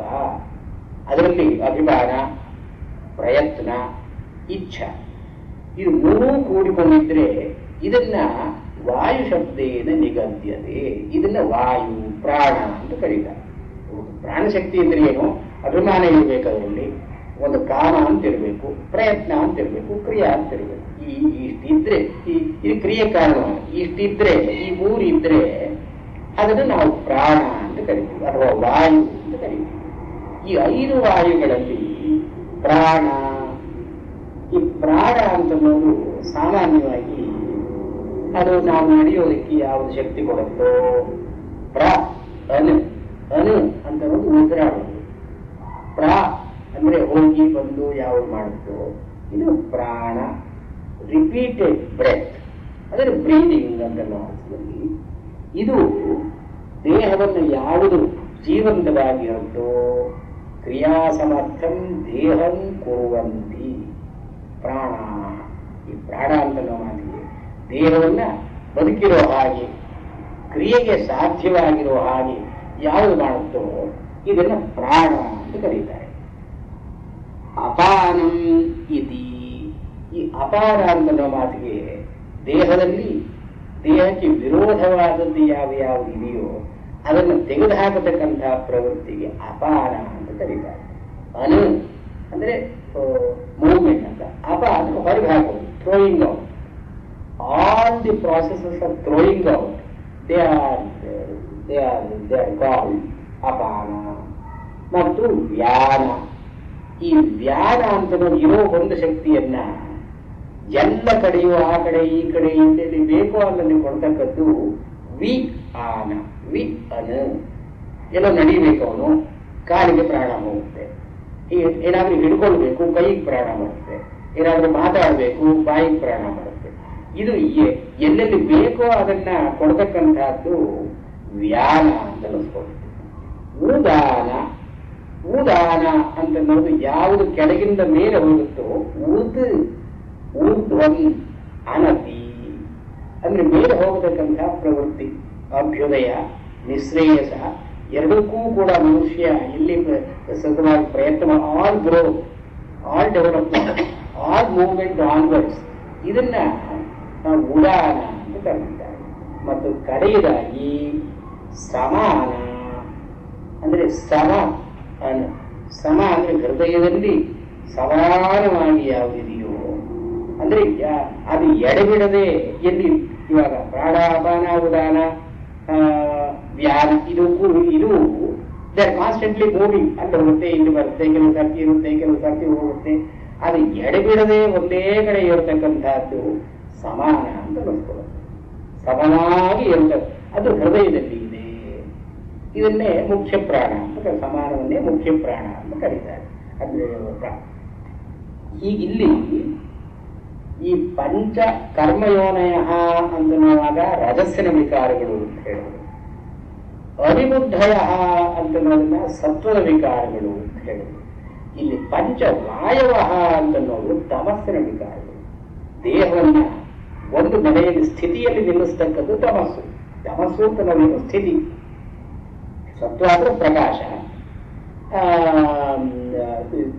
ರಜಸ್ಸು ಅಂತಂದ್ರೆ ಪ್ರಕ್ರಿಯೆ, ಪ್ರವೃತ್ತಿ, ಮತ್ತು ತಮಸ್ಸು ಅಂದ್ರೆ ಸ್ಥಿತಿ.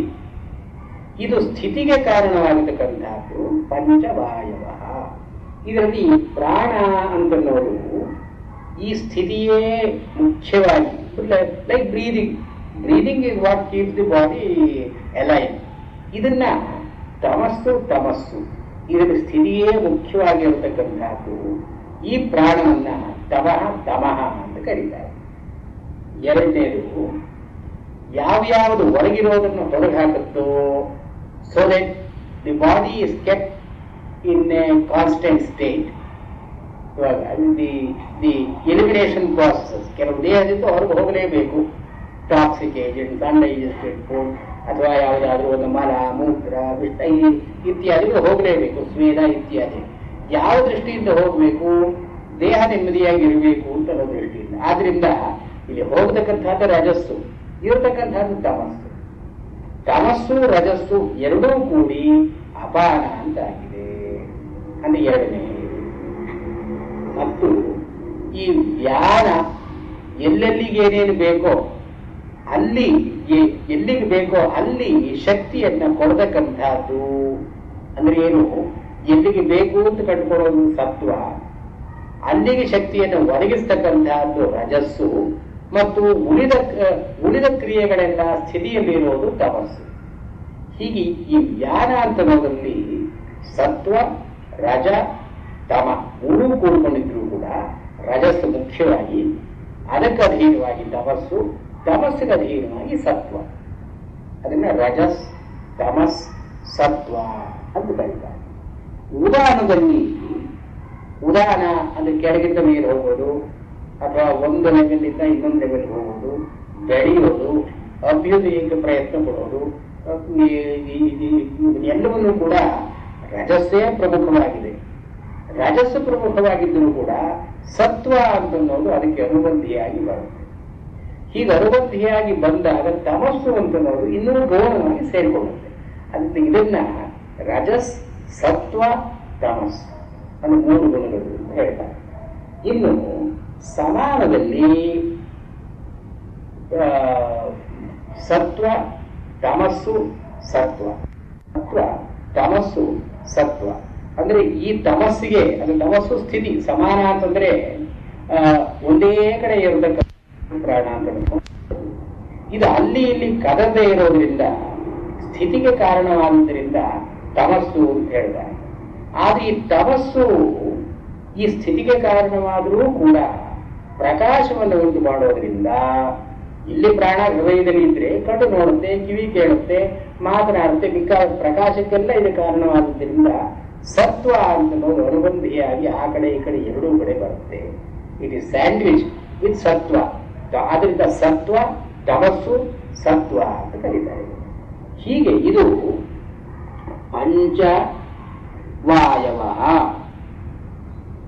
ಈ ಪಂಚವಾಯುಗಳಿಗೂ ಕೂಡ ಈ ಪ್ರಾಣ ಅಂತ ಮಾತನ್ನ ಹೇಳಿದಾಗ, ವಾಯು ಅಥವಾ ಪ್ರಾಣ ಅಂತ ಹೇಳಿದಾಗ, ಬುದ್ಧಿಯ ಒಂದು ಅಭಿವ್ಯಕ್ತಿ ಇದು ಅಂತ ಸಾಂಖ್ಯ ಪ್ರಕ್ರಿಯೆ. ಮಹತ್ತತ್ವದಿಂದ ಒಂದು ಕಡೆ ಬುದ್ಧಿಯಿಂದ ಬಂತು, ಇನ್ನೊಂದು ಕಡೆ ವಾಯು ಅಥವಾ ಪ್ರಾಣ ಅಂತ ಬಂತು. ಈ ಪ್ರಾಣ ಅಂತ ಅನ್ನೋದನ್ನ ಇವಾಗ ಬಯೋಮೋಟಾರ್ ಫೋರ್ಸ್ ಅಂತ ಕರೀತಾರೆ, ಎನರ್ಜಿ ಆರ್ ಬಯೋಮೋಟಾರ್ ಫೋರ್ಸ್. ಇದು ಎನರ್ಜಿ ಅಂತ ಅನ್ನೋದು ಒಂದು ಕಾನ್ಶಿಯಸ್ನೆಸ್, ಇಂಡಿವಿಜುವಲ್ ಕಾನ್ಶಿಯಸ್ನೆಸ್ ಅಂತ ಒಂದು. ಆದ್ರಿಂದ ಇದು ಒಂದು ವೈಟಲ್ ಫೋರ್ಸ್ ಅಂಡ್ ಕಾನ್ಶಿಯಸ್ನೆಸ್ ಎರಡೂ ಕೂಡ ಮೂಲದಲ್ಲಿ ಈ ಮಹತ್ತತ್ವದಿಂದಲೇ ಬಂದದ್ದು. ಅಂದ್ರೆ both of them act for individuation. ಈ ವ್ಯಕ್ತಿ ಇಂಥವು ಅಂತ ನಿರ್ದಿಷ್ಟವಾಗಿ ಹೇಳೋದಕ್ಕೆ ಎರಡೂ ಸಹಾಯ ಮಾಡುತ್ತೆ. ಆದ್ರಿಂದ ಅಭಿಬುದ್ಧಿಗಳು, ಕರ್ಮಯೋನಿಗಳು, ವಾಯುಗಳು ಮೂರು ಈ ಮಹತ್ತತ್ವದಿಂದ ಹೊರಬಂದದ್ದು. ಬುದ್ಧಿ ಮತ್ತು ಪ್ರಾಣ, ಅದಕ್ಕೆ ಅನುಬಂಧಿಯಾಗಿ ಕರ್ಮ. ಮುಂದೆ ಪಂಚ ಕರ್ಮಾತ್ಮಾನ, ಈ ಕರ್ಮಗಳಿಗೆ ಇದು ಮೂರಿಂದ ಕರ್ಮ ಅಂತ ಬರುತ್ತಲ್ಲ, ಬುದ್ಧಿಯಿಂದ ಮತ್ತು ಪ್ರಾಣದಿಂದ ಕರ್ಮ ಅಂತ ಒಂದು ಬರುತ್ತೆ, ಕರ್ಮಯೋನಿಗಳು ಅಂತ ಹೇಳೋದು. ಈ ಕರ್ಮದ ಅದರ ಆತ್ಮ ಸ್ವರೂಪ ಏನು, ಕರ್ಮದ ಸ್ವರೂಪ ಏನು? ಪಂಚ ಕರ್ಮಾತ್ಮಾನ. ಈ ಕರ್ಮಕ್ಕೆ ಮೂಲಭೂತವಾಗಿ ಯಾವುದೋ ಒಂದು ಕೆಲಸ ಮಾಡ್ತೀವಿ, ಈ ಕೆಲಸ ಮಾಡ್ತೀವಿ, ಆ ಕೆಲಸ ಮಾಡ್ತೀವಿ. ಎಲ್ಲ ಕೆಲಸದಲ್ಲೂ ಕಾಮನ್ ಆಗಿರೋದು ಏನು? ಯಾವುದು ಇಲ್ಲದೆ ಇದ್ರೆ ಕೆಲಸವೇ ಇರೋಲ್ವೋ ಅದು ಕರ್ಮಾತ್ಮ ಅಂತ ಹೇಗೆ ಆತ್ಮ ಇಲ್ಲದೆ ಇದ್ರೂ ದೇಹವೇ ಇಲ್ಲ. ದೇಹದಲ್ಲಿ ನಾವು ಏನು ಕೆಲಸ ಮಾಡಿದ್ರು ಕೂಡ ಆತ್ಮ ಅಂತ ಇರಲೇಬೇಕು. ಇದನ್ನ ದೇಹಾತ್ಮ ಅಂತ ಹೇಗೆ ಕರಿತೀವೋ ಹಾಗೆ ಇದಿಲ್ಲದೆ ಇದ್ರೆ ಕರ್ಮವೇ ಸಾಧ್ಯ ಇಲ್ಲ. ಮತ್ತು ಯಾವ್ಯಾವ ಕರ್ಮಗಳು ಎಷ್ಟೆಷ್ಟು ರೀತಿಯಲ್ಲಿ ಎಷ್ಟೊಂದು ಪ್ರಕಾರವಾಗಿದ್ರೂ ಕೂಡ ಮೂಲಭೂತವಾಗಿ ಇದಿದ್ದೇ ಇರಬೇಕು. ಇದನ್ನ ಕರ್ಮಾತ್ಮ ಅಂತ ಕರೆದಿದ್ದಾರೆ. ಪಂಚ ಕರ್ಮಾತ್ಮ. ಈ ಕರ್ಮಕ್ಕೆ ಮೂಲವಾಗಿ ಒಂದು ಅಧಿಷ್ಠಾನ ರೂಪವಾಗಿ ಸ್ವರೂಪವಾಗಿ ಯಾವುದಿದೆ ಅಂದ್ರೆ ಅಹಂಕಾರವೇ ಮುಖ್ಯವಾಗಿ ಇರತಕ್ಕದ್ದು. ಈ ಅಹಂಕಾರ 5 ಬಗೆಯಾಗಿ ಇರುತ್ತೆ. ಈಗ ಅಹಂಕಾರ, ಸತ್ವ ಅಂತ ಒಂದು ಪ್ರಕಾಶ. ಈ ಪ್ರಕಾಶಕ್ಕೆ ಅನುಬಂಧಿಯಾಗಿ ನಾನು ನೋಡ್ತಾ ಇದ್ದೀನಿ, ನೋಡೋದು ನನ್ನದು, ನೋಡೋದ್ರಲ್ಲಿ ನಾನಿದ್ದೀನಿ ಅಂತ ನೋಡು ಸಾತ್ವಿಕ ಅಹಂಕಾರ ಅಂತ ನೋಡ್ಕೊಳ್ಳೋದು.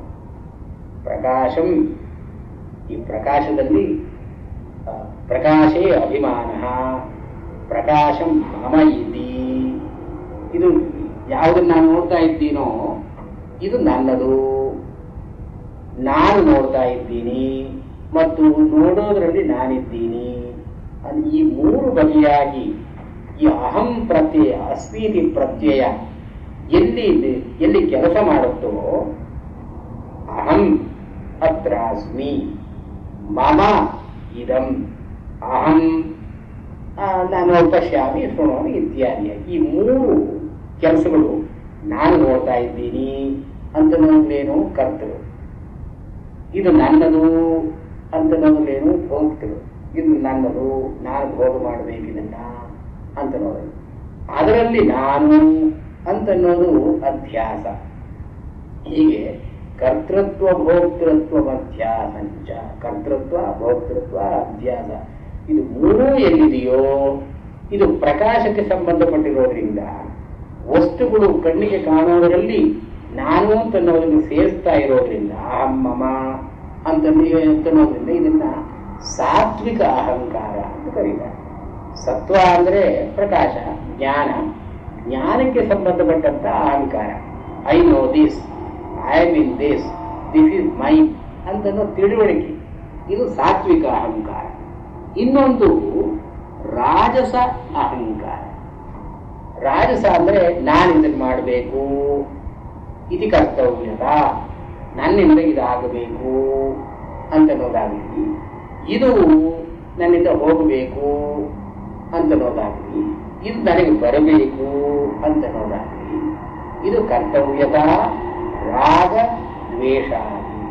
ರಾಗ ಅಂದ್ರೆ ಪಡ್ಕೊಳ್ಳೋದು, ಪ್ರಾಪ್ತೇಚ್ಛ, ಪ್ರಾಪಣೇಚ್ಛ ರಾಗ, ಹಾನೇಚ್ಛ ದ್ವೇಷ. ಇದು ನನಗೆ ಬರಬೇಕು ಅಂತನ್ನೋದು ರಾಗ. ಇದು ನನ್ನಿಂದ ಹೋಗಬೇಕು ಅನ್ನೋದು ದ್ವೇಷ, ಮತ್ತು ನಾನು ಮಾಡತಕ್ಕದ್ದು ಅಂತ ಒಂದು ಮೂರ್ಖಡಿ. ಈ ಕರ್ತವ್ಯ, ರಾಗ, ದ್ವೇಷ, ಇಲ್ಲಿ ಕೆಲಸವೇ ಮುಖ್ಯವಾದದ್ದರಿಂದ, ಕ್ರಿಯೆಯೇ ಮುಖ್ಯವಾದದ್ದರಿಂದ, ಪ್ರವೃತ್ತಿ ಮುಖ್ಯವಾದದ್ದರಿಂದ ಅಹಂಕಾರ ಮುಖ್ಯ. ಎರಡನೇದರಲ್ಲಿ ಕರ್ಮ, ಮೂರನೇದರಲ್ಲಿ ತಾಮಸಾಹಂಕಾರ ಅಂತ ಕರೀತಾರೆ. ಇಲ್ಲಿ ಕೆಲಸ ಮಾಡ್ತಾನೆ, ನಾನು ಅಂತ ಅನ್ನೋದು ಇದೆ, ಆದರೆ ಇದು ನಾನು ನೋಡ್ತಾ ಇದ್ದೀನಿ, ಇದು ನನಗೆ ಸೇರಿದ್ದು, ಇದನ್ನು ನಾನಿದ್ದೀನಿ ಅಂತ ತಿಳುವಳಿಕೆ ಇಲ್ಲ ಅವನಿಗೆ, ಮತ್ತು ನಾನು ಇದನ್ನು ಮಾಡಬೇಕು ಅಂತ ಕರ್ತವ್ಯ ಜ್ಞಾನ ಇಲ್ಲ. ಇದು ನನಗೆ ಬೇಕು, ಇದು ನನಗೆ ಬೇಡ ಅನ್ನೋ ರಾಗದ್ವೇಷಗಳಿಲ್ಲ. ಕೆಲಸ ಅಂತೂ ಆಗ್ತಾ ಇದೆ, ಅದು ಅಭಿಮಾನ ಅಂತ ಇರುತ್ತೆ, ಅಹಂಕಾರ ಅಂತ ಇರುತ್ತೆ. ಅದು ಸತ್ವ ರಜಸ್ ಎರಡೂ ನೋಡ ಇದ್ದದ್ದನ್ನೇ ಉಳಿಸ್ಕೊಂಡು ಹೋಗ್ತಾನೆ ಅವನು. ಇದನ್ನ ತಾಮಸ ಅಹಂಕಾರ ಅಂತ ಕರೀತಾರೆ. ಹೀಗೆ ತಾನುಮಾನ, ನಿರನುಮಾನ, ಈ ಸಾತ್ವಿಕ ರಾಜಸ ಎರಡು ಇಲ್ಲದೇ ಇದ್ರೂ ಕೂಡ ಏನೋ ಇವರ ಒಂದು ಅನುಮಾನದಿಂದ, ಅಂದ್ರೆ ಇವರೇನೋ ಒಂದು ಇನ್ಫ್ಲುಯೆನ್ಸ್ ಇಂದ ಇವನ ಕೆಲಸಗಳನ್ನ ಮಾಡ್ತಾರೆ. ನಾನು ಇದನ್ನ ಸರಿಯಾಗಿ ತಿಳ್ಕೊಂಡು ಮಾಡ್ತಾ ಇದ್ದೀನಿ, ವಾಸ್ತವವಾಗಿ ತಿಳುವಳಿಕೆ ಇರೋಲ್ಲ ಅವರಿಗೆ, but he assumes an inferential support for what he does. ಇದನ್ನ ಸಾನುಮಾನ ಅಂತ ಕರೀತಾರೆ. ಇದನ್ನ ಅವನು ಗಮನದಲ್ಲಿ ಇಟ್ಕೊಳ್ದೇನೆ, without any justification, without any rationalization, ಈ ಡಸ್ಟಿಂಗ್ ಮಾಡ್ಕೊಂಡು ಹೋಗ್ತಾರೆ. ಇದನ್ನ ನಿರನುಮಾನ ಅಂತ ಕರೀತಾರೆ. ಇದು ಎರಡೂ ಕೂಡ ಕೇವಲ ವಸ್ತುವಿಗೆ ಸಂಬಂಧಪಟ್ಟಿದ್ದು. ವಸ್ತು ಇವನಿಗೆ ಮುಖ್ಯ, ನಾನು ನನ್ನದು ಅಂತನೋ ಅಭಿಮಾನ ಅಷ್ಟು ಮುಖ್ಯವಲ್ಲ ಇದರಲ್ಲಿ. ಆದ್ದರಿಂದ ಭೂತಾದಿಯಲ್ಲಿ ಸಾನುಮಾನ, ನಿರನುಮಾನ ಅಂತ ಎರಡು ವಿಧಗಳನ್ನು ಹೇಳಿ, ಸಾನುಮಾನ ಭೂತಾದಿ, ನಿರನುಮಾನ ಭೂತಾದಿ ಅಂತ ಹೇಳಿ ಒಟ್ಟು ಐದು ಕರ್ಮಾತ್ಮ, ಕರ್ಮಗಳಲ್ಲಿ ಮೂಲಭೂತವಾಗಿರುವುದು ಸಾತ್ವಿಕ, ರಾಜಸ, ತಾಮಸ, ಸಾನುಮಾನ, ನಿರನುಮಾನ. ವಾಸ್ತವವಾಗಿ ಮೂರೇ, ಇನ್ನು ಎರಡು ಭೂತಾದಿಯ ಪ್ರಕಾರಗಳು ಎರಡು. ಈ ಸಾತ್ವಿಕ ಅಹಂಕಾರದಲ್ಲಿ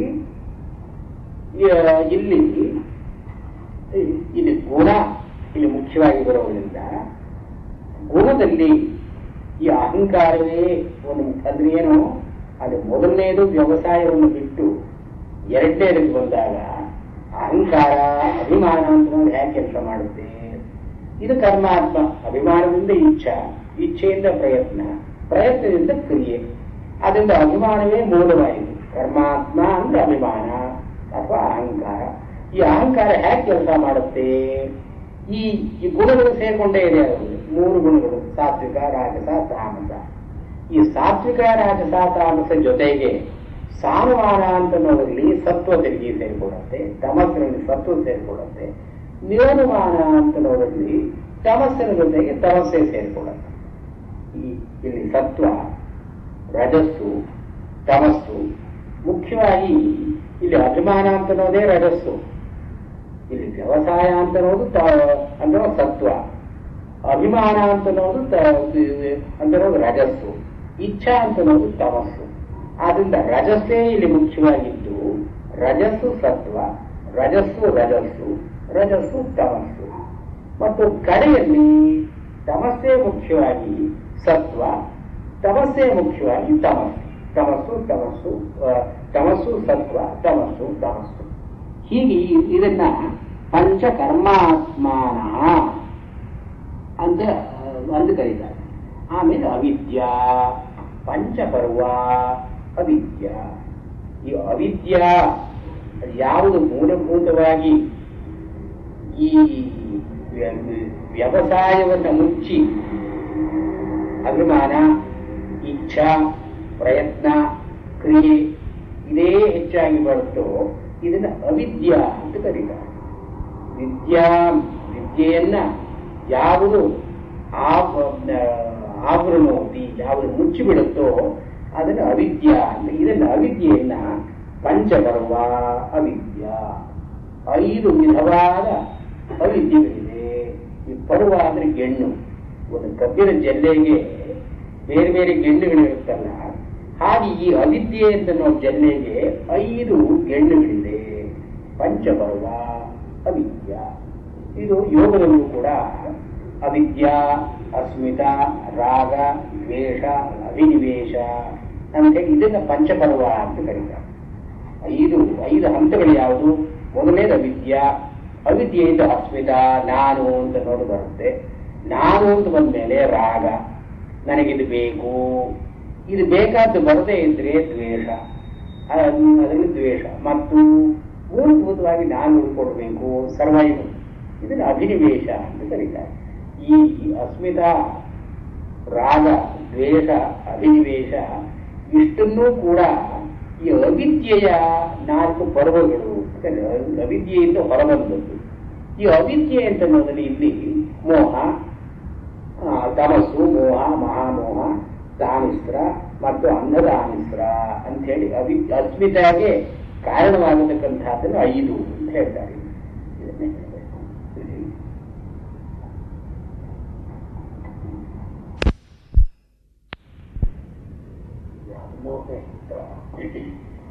ಪಂಚಪರ್ವ ಈ ಅವಿದ್ಯೆ ಉಪನಿಷತ್ತುಗಳಲ್ಲಿ ಬರುತ್ತೆ. ಉಪನಿಷತ್ತಿನಲ್ಲಿ ಅವಿದ್ಯಾಯಾಂತರೇ ವರ್ತವ ಸ್ವಯಂ ವಿದ್ಯಾಂಚ ಅವಿದ್ಯಾಂಚ ಯಸ್ತದ್ವೇದ ಉಭಯಂ ಸಹ ಅವಿದ್ಯೆಯ ಮೃತ್ಯುಂ ತೀರ್ಥ. ಈ ಅವಿದ್ಯಾ ಅಂತ ನಾವು ಮಾತು ಉಪನಿಷತ್ತಿನಲ್ಲೇ ಬರುತ್ತೆ. ಆದರೆ ಅಲ್ಲಿ ಅವಿದ್ಯಾ ಅಂತ ಅನ್ನೋದಕ್ಕೆ ಒಂದು ನಿರ್ದಿಷ್ಟವಾದಂತಹ ಅರ್ಥ ಇಲ್ಲ. ಅಂದರೆ ಇದು ನಾಟ್ ಎ ಟೆಕ್ನಿಕಲ್ ಟರ್ಮ್. ಅದು ಸುಮ್ಮನೆ ವಿದ್ಯಾಂಚ ವಿದ್ಯಾಂಚ ಹೀಗೆ ಹೇಳ್ಕೊಂಡು ಸುಮ್ಮನೆ ವಿದ್ಯಾಜ್ಞಾನದಲ್ಲಿ ಅದು ತಪ್ಪು ತಿಳುವಳಿಕೆಯಲ್ಲಿ ಅದು ಇಷ್ಟ ಅರ್ಥ ಇದೆಯೇ ವಿನಃ ಮುಂದೆ ವೇದಾಂತದಲ್ಲಿ ಬಂದಂಥ ಒಂದು ಕ್ರಿಸ್ಟಲೈಸ್ಡ್ ಥಾಟ್ ಇಲ್ಲ. ಮತ್ತೆ ಈ ವೇದಾಂತದಲ್ಲಿ ಏನೇ ಬ್ರಹ್ಮಸೂತ್ರದಲ್ಲಿ ಎಲ್ಲಿಯೂ ಕೂಡ ಅವಿದ್ಯಾ ಅಂತ ಎತ್ತಿ ಹೇಳಿ ಅವಿದ್ಯೆಯನ್ನು ಡಿಫೈನ್ ಮಾಡೋದಕ್ಕೆ ಹೋಗಿಲ್ಲ. ಅವಿದ್ಯಾ ಅಂತಲೂ ಶಂಕರಾಚಾರ್ಯರ ಭಾಷ್ಯದಲ್ಲಿ ಅವಿದ್ಯಾ ಅಂತ ಬರುತ್ತೆ ವಿನಃ ಬ್ರಹ್ಮಸೂತ್ರದಲ್ಲಿ ಅವಿದ್ಯಾ ಅಂತ ಬಂದು ಅದರ ಲಕ್ಷಣವನ್ನು ಹೇಳಿ ಇಂಥದ್ದು ಏನು ಪ್ರಕೃತಿ ನಮಗೆ ಕಾಣಿಸೋಲ್ಲ. ಬಟ್ ಈ ವೇದಾಂತದಲ್ಲಿ ಅವಿದ್ಯಾ ಅಂತ ಅನ್ನೋದಂತೂ ತುಂಬಾ ಮುಖ್ಯವಾದ ಒಂದು ಪ್ರಕ್ರಿಯೆ, ಪಾರಿಭಾಷಿಕ ಪದ ಇಲ್ಲಿ ನಿಂತಿದೆ. ಅಂದರೆ ಶಂಕರಾಚಾರ್ಯರ ಕಾಲದಿಂದ ಭಾಸ್ಕರಾಚಾರ್ಯರ ಭಾಷೆಯಲ್ಲಿ ಉಂಟು. ಹೀಗೆ ಒಂದು 7-8ನೇ ಶತಮಾನದಿಂದ ಮುಂದಕ್ಕೆ ಅವಿದ್ಯಾ ಬಿಕಮ್ ಟೆಕ್ನಿಕಲ್ ಟರ್ಮ್. ಇದಕ್ಕೆ ಮುಂಚೆ ಬನ್ನಿ, ಇದಕ್ಕೆ ಮುಂಚೆ ಈ ಅವಿದ್ಯಾ ಅಂತನ್ನೋದನ್ನ ಒಂದು ಸೂತ್ರವಾಗಿಯೇ ಹೇಳಿ ಪಂಚಪರ್ವ ವಿದ್ಯಾ, ಅವಿದ್ಯೆಯ ಲಕ್ಷಣವನ್ನು ಹೇಳೋದು ಸಾಂಖ್ಯ ಪ್ರಕ್ರಿಯೆಯಲ್ಲಿ ಮಾತ್ರ. ಸೊ ವೇದಾಂತದಲ್ಲಿ ಅವಿದ್ಯಾ ಅಂತ ಅನ್ನೋದಕ್ಕೆ ಸಾಂಖ್ಯದ ಮೂಲವನ್ನೇ ನಾವು ಹೇಳಬೇಕು. ಇಲ್ಲಿ ಪಂಚಪರ್ವ ಅವಿದ್ಯಾ ಅಂತ ಸ್ಪಷ್ಟವಾಗಿ ಹೇಳಿ. ಈ ಪರಮಾರ್ಥ ಅಂತನ್ನೋನು ಈ ಚೀನಿ ಭಾಷೆಗೆ ಸಾಂಖ್ಯಕಾರಿಕೆಯನ್ನ 420 ಕ್ರಿಸ್ತಾರ್ಥ 420ರಲ್ಲಿ ಚೀನಿ ಭಾಷೆಗೆ ಅನುವಾದ ಮಾಡಿದ್ದಾರೆ.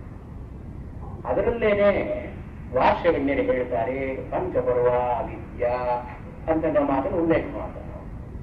So this quotation is as old as the 4th century AD.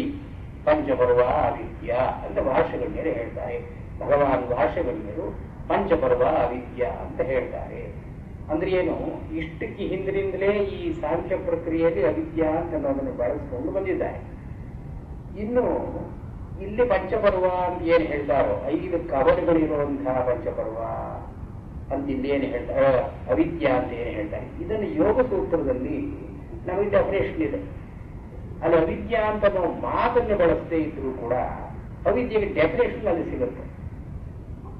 ಮಿಥ್ಯಾ ಜ್ಞಾನಂ, ಈ ವಿಪರ್ಯಯೋ ಮಿಥ್ಯಾ ಜ್ಞಾನಂ ಅತದ್ರೂಪ ಪ್ರತಿಷ್ಠಂ. ಇಲ್ಲಿ ಅವಿದ್ಯಾ ಅಂದ್ರೆ ಏನು ಹೇಳ್ತಾ ಇದ್ದಾರೆ, ವಿಪರ್ಯಯ ಇರೋದನ್ನ ತಪ್ಪಾಗಿ ತಿಳ್ಕೊಳ್ತಕ್ಕಂಥದ್ದು. ವಿಪರೀತಿ ಇದ್ದದ್ದನ್ನು ಇರೋ ಹಾಗೆ, ಇರೋದನ್ನು ಇಲ್ಲದೇ ಇರೋ ಹಾಗೆ ತಿಳ್ಕೊಳ್ಳೋದು ವಿಪರ್ಯಯ. ಅಂದ್ರೆ ವಸ್ತು ಸ್ಥಿತಿಗೆ ಬೇರೆಯಾಗಿ ವಿಪರ್ಯಯ. ಮತ್ತು ಮಿಥ್ಯಾಜ್ಞಾನ ತಿಳುವಳಿಕೆ ಇದೆ, ಆದರೆ ಸಂಪೂರ್ಣವಾಗಿ ತಿಳುವಳಿಕೆ ಇಲ್ಲ. ಇರೋ ವಸ್ತುವಿಗೆ ನಾವು ಒಂದು ರೂಪವನ್ನು ಕೊಟ್ಟು ನಾವು ತಿಳ್ಕೊಳ್ತಾ ಇದ್ದೀವಿ. ಅಂದ್ರೆ ಆಚಾರ್ಯರ ಅಭ್ಯಾಸದಲ್ಲಿ ಸತ್ಯ ಹೃದಯ ಮಿಥುನಿ ಕೃತ್ಯ ಅಂತ ಹೇಳಿ ಇರೋದೊಂದು ವಸ್ತು ಇದೆ, ಅದು ಇದನ್ನು ಹೀಗೆ ಅಂತ ನಾವು ತಿಳ್ಕೊಂಡ್ರೆ ಅದು ಹಾಗೆ ಇಲ್ಲದೇ ಇದ್ರೆ ಮಿಥ್ಯಾಜ್ಞಾನ. ವಿಪರ್ಯಯ ಅಂತ ಅನ್ನೋದು ಇರೋದನ್ನು ಇಲ್ಲದೇ ಇರೋ ಹಾಗೆ, ಇಲ್ಲದೇ ಇರೋದನ್ನು ಇರೋ ಹಾಗೆ ತಿಳ್ಕೊಳ್ಳೋದು ಬೇರೆ. ಮಿಥ್ಯಾಜ್ಞಾನ ಅಂತ ಅನ್ನೋ ಮಾತಿನಲ್ಲಿ ಇರೋದನ್ನು ತಿಳ್ಕೊಂಡ್ರೂ ಕೂಡ ಇದ್ದ ಹಾಗೆ ತಿಳ್ಕೊಳ್ತಾ ಇಲ್ಲ. ವಸ್ತು ಇರೋದು ನಿಜ, ವಸ್ತುವಿನ ಗುಣಧರ್ಮ ಬೇರೆಯಾಗಿ ನಾವು ಕಾಣ್ತಾ ಇದ್ದೀವಿ. ಸೊ ಧರ್ಮಿ ಪ್ರತ್ಯಕ್ಷೇ ಅಪಿ, ಆ ಧರ್ಮಿ ಎಲ್ಲಿ ಧರ್ಮ ಇದೆಯೋ ಅದು ಧರ್ಮಿ. ಧರ್ಮಿಯನ್ನು ತಿಳ್ಕೊಂಡ್ರೂ ಕೂಡ ಧರ್ಮ ಅಯಥಾತ್ಯಂ, ಆ ಧರ್ಮವನ್ನು ಸರಿಯಾಗಿ ತಿಳ್ಕೊಳ್ತಾ ಇಲ್ಲ. ಇದು ವಿಪರ್ಯಕ್ಕೂ ಮಿಥ್ಯಾಜ್ಞಾನಕ್ಕೂ ಇರೋ ವ್ಯತ್ಯಾಸ. ಅದಿರೋ ಹಾಗಿರೋ ತದ್ರೂಪ, ಥಿಂಗ್ ಆಸ್ ಇಟ್ ಈಸ್. ಆ ತದ್ರೂಪ ಅಂದ್ರೆ ಅದಕ್ಕೆ ನಿಷೇಧ. ಇಲ್ಲದೆ ಇರೋ ಹಾಗೆ ನಾವು ತಿಳ್ಕೊಂಡ್ರೂ ಕೂಡ ಪ್ರತಿಷ್ಠಂ, ಅದರಲ್ಲಿ ಒಂದು conviction that what you are seeing is correct. ಅದೇನು ಅವಿದ್ಯಾ ಅಂತ ಅನ್ನೋ ಮಾತಿನಲ್ಲಿ ಇಷ್ಟೂ ಅಡಗಿದೆ. ಅದು ವಸ್ತುವನ್ನ ಇಲ್ಲದೆ ಇರೋದನ್ನ ಇದ್ದ ಹಾಗೆ ನಾವು ನೋಡ್ತಾ ಇದ್ದೀವಿ, ಇರೋದನ್ನ ಸರಿಯಾಗಿ ನೋಡ್ತಾ ಇಲ್ಲ, ಮತ್ತು ನಾವು ನೋಡ್ತಿರೋದೇ ಸರಿ ಅಂತ ಒಂದು ದೃಢವಾದ ನಂಬಿಕೆ ಪ್ರತಿಷ್ಠ. ಅದದ್ರೂಪ ಪ್ರತಿಷ್ಠಂ. ಇದನ್ನ ಪತಂಜಲಿಗಳ ಯೋಗ ಸೂತ್ರದಲ್ಲಿ ಈ ಅವಿದ್ಯೆಗೆ ಡೆಫಿನೇಷನ್ ಹೇಳಿ ಅದು ಯಾವುದು ಅಂದ್ರೆ ವ್ಯಾಸ ಭಾಷೆಯಲ್ಲಿ ಮತ್ತು ವಾಚಸ್ಪತಿ ವಿಷಯದಲ್ಲಿ ಅವಿದ್ಯಾ, ಅಸ್ಮಿತಾ, ರಾಗ, ದ್ವೇಷ, ಅಭಿನಿವೇಶ, ಇದು 5 ವಿಧವಾಗಿ ಇದೆ ಅಂತ ಅಲ್ಲಿ ಹೇಳ್ಕೊಂಡು ಬರ್ತಾರೆ. ಇಲ್ಲಿ ಈ ಅವಿದ್ಯಾ ಅಂತನ್ನೋದಕ್ಕೆ ಈ ಪ್ರಾಚೀನ ವಾಕ್ಯ ವ್ಯಾಖ್ಯಾನಕಾರರು ಏನು ಹೇಳ್ತಾರೆ, ಅಜ್ಞಾನ ಅಂತ ಹೇಳ್ತಾ ಇಲ್ಲ. ಅಜ್ಞಾನ ಈಸ್ ಆಬ್ಸೆನ್ಸ್ ಆಫ್ ನಾಲೆಡ್ಜ್. ಏನೂ ತಿಳುವಳಿಕೆ ಇಲ್ಲದೆ ಇರೋದು ಅಜ್ಞಾನ. ಅಜ್ಞಾನ ಅಂತ ಅನ್ನೋದು ವಿದ್ಯಾ ಅಲ್ಲ. ಅವಿದ್ಯೆಯಲ್ಲಿ ತಿಳುವಳಿಕೆ ಇದೆ, ವಿದ್ಯಾ ಇದೆ. ಇಲ್ಲಿ ಆ ಅಂದ್ರೆ ತಿಳುವಳಿಕೆ, ಅವಿದ್ಯೆ ಆದ ತಿಳುವಳಿಕೆ ಇಲ್ಲದ್ದು.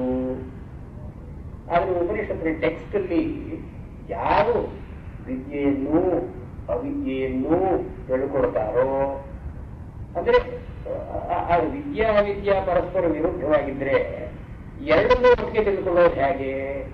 ವಿದ್ಯಾಂಚ ಅವಿದ್ಯಾಂಚ ಯಸ್ತದ್ವೇದ ಉಭಯಂ ಸಹ. ಅಲ್ಲಿ ಎರಡನ್ನೂ ಏಕಕಾಲದಲ್ಲಿ ಒಟ್ಟಿಗೆ ಯಾರು ತಿಳ್ಕೊಳ್ತಾರೋ ಹೇಳಿದ್ರೆ ಅರ್ಥ ಇಲ್ಲ.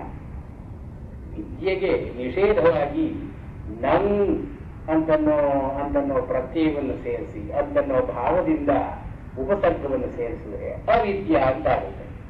ಭಾವ ಅಭಾವ ಇದ್ದ ಹಾಗೆ, ಜ್ಞಾನ ಅಜ್ಞಾನ ಇದ್ದ ಹಾಗೆ. ಅದು ನಂತರ ಸಮಾಸ ನಂತರವನ್ನ ಇಲ್ಲ ಅಂತನ್ನೋ ಅರ್ಥದಲ್ಲಿ ಭಾವ ಇಲ್ಲದೆ ಇರೋದು ಅಭಾವ, ಜ್ಞಾನ ಇಲ್ಲದೆ ಇರೋದು ಅಜ್ಞಾನ.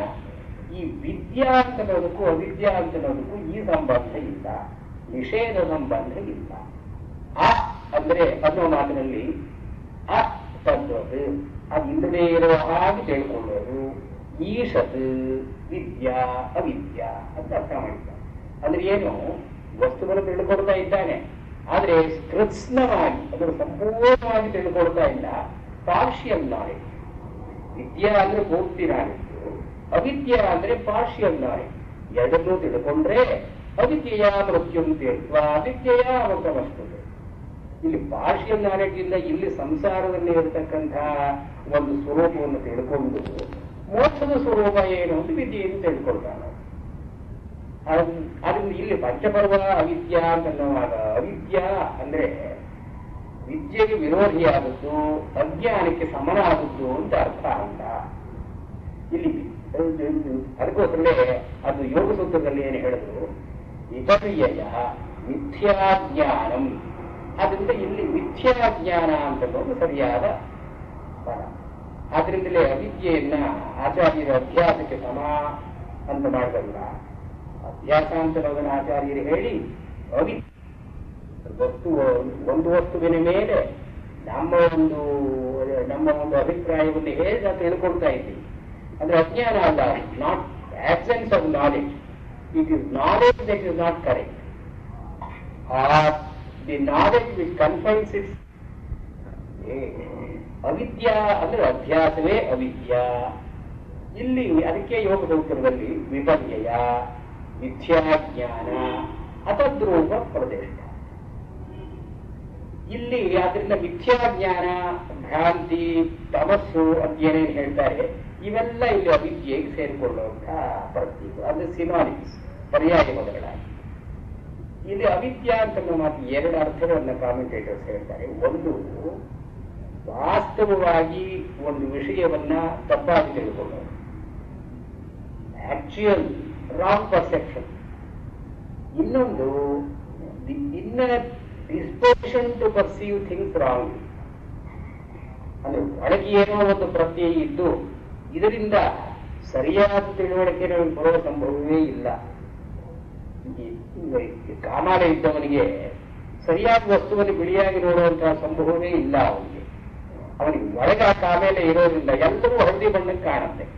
ಆ ಎಲ್ಲಾ ಮನುಷ್ಯರಲ್ಲಿಯೂ ಕೂಡ ಈ ತಪ್ಪಾಗಿ ತಿಳ್ಕೊಳ್ಳೋದು ಒಂದು, ಒಳಗಿನ ಪ್ರವೃತ್ತಿಯೇ ಹಾಗೆ ಮಾಡೋದು ಇನ್ನೊಂದು. ಎರಡನ್ನು ಕೂಡಿಸಿ ಅವಿದ್ಯಾ ಅಂತ ಹೇಳಿ ಪಂಚಪರ್ವ ಇತಿ, ಇದನ್ನು ಪಂಚಪರ್ವ ಅಂತ ಕರೀತಾರೆ. ಅರೇವ ಪಂಚಪರ್ವ ಇತ್ಯ ಭಗವಾನ್ ವಾರ್ಷಗಣ್ಯ. ವಾರ್ಷಗಣ್ಯನ ಮಾತು ಇದರಲ್ಲಿ ತಮಸ್, ಮೋಹ, ಮಹಾಮೋಹ, ಕಾಮಿಶ್ರ, ಅಂಧಕಾಮಿಶ್ರಂ ಇತಿ. ಇದು ಪಂಚಪರ್ವ, 5 ಪರ್ವಗಳಿದೆ. ಪರ್ವ ಅಂತಂದ್ರೆ ಗೆಣ್ಣು. ಮಹಾಭಾರತಕ್ಕೆ ಹೇಳ್ತಾರಲ್ಲ, ಇದು ಸಾಮಾನ್ಯವಾದ ಗೆಣ್ಣಲ್ಲಿ, ಕಬ್ಬಿನ ಜಲ್ಲೆಯಲ್ಲಿ ಗೆಣ್ಣುಗಳಿರುತ್ತೆ. ಆ ಒಂದು ಗೆಣ್ಣಿನಿಂದ ಅಲ್ಲಿ ರಸ ಉಂಟಾಗೋದಕ್ಕೆ ಹತ್ತು ಭಾಗದಲ್ಲಿ ರಸ ಚಿಕ್ಕುತ್ತೆ. ಅದಕ್ಕೆ ಮಹಾಭಾರತದಲ್ಲಿ 15 ಪರ್ವಗಳಿದೆಯಲ್ಲ, ಪ್ರತಿ ಪರ್ವ ರಸೋದಯ. ಅಲ್ಲಿ ಒಂದೊಂದು ಪರ್ವದಲ್ಲೂ ಆ ರಸ ಒಂದು ಹೋಗುತ್ತೆ ಮಹಾಭಾರತದಲ್ಲಿ. ಪರ್ವ ಅದು ಎಣ್ಣು, ಒಂದು ಮುಗಿದು ಇನ್ನೊಂದು ಶುರುವಾಗಬೇಕಂತಹದ್ದು. ಇದಕ್ಕೆ ಪರ್ವ ಅಂತ ಕರೀತಾರೆ.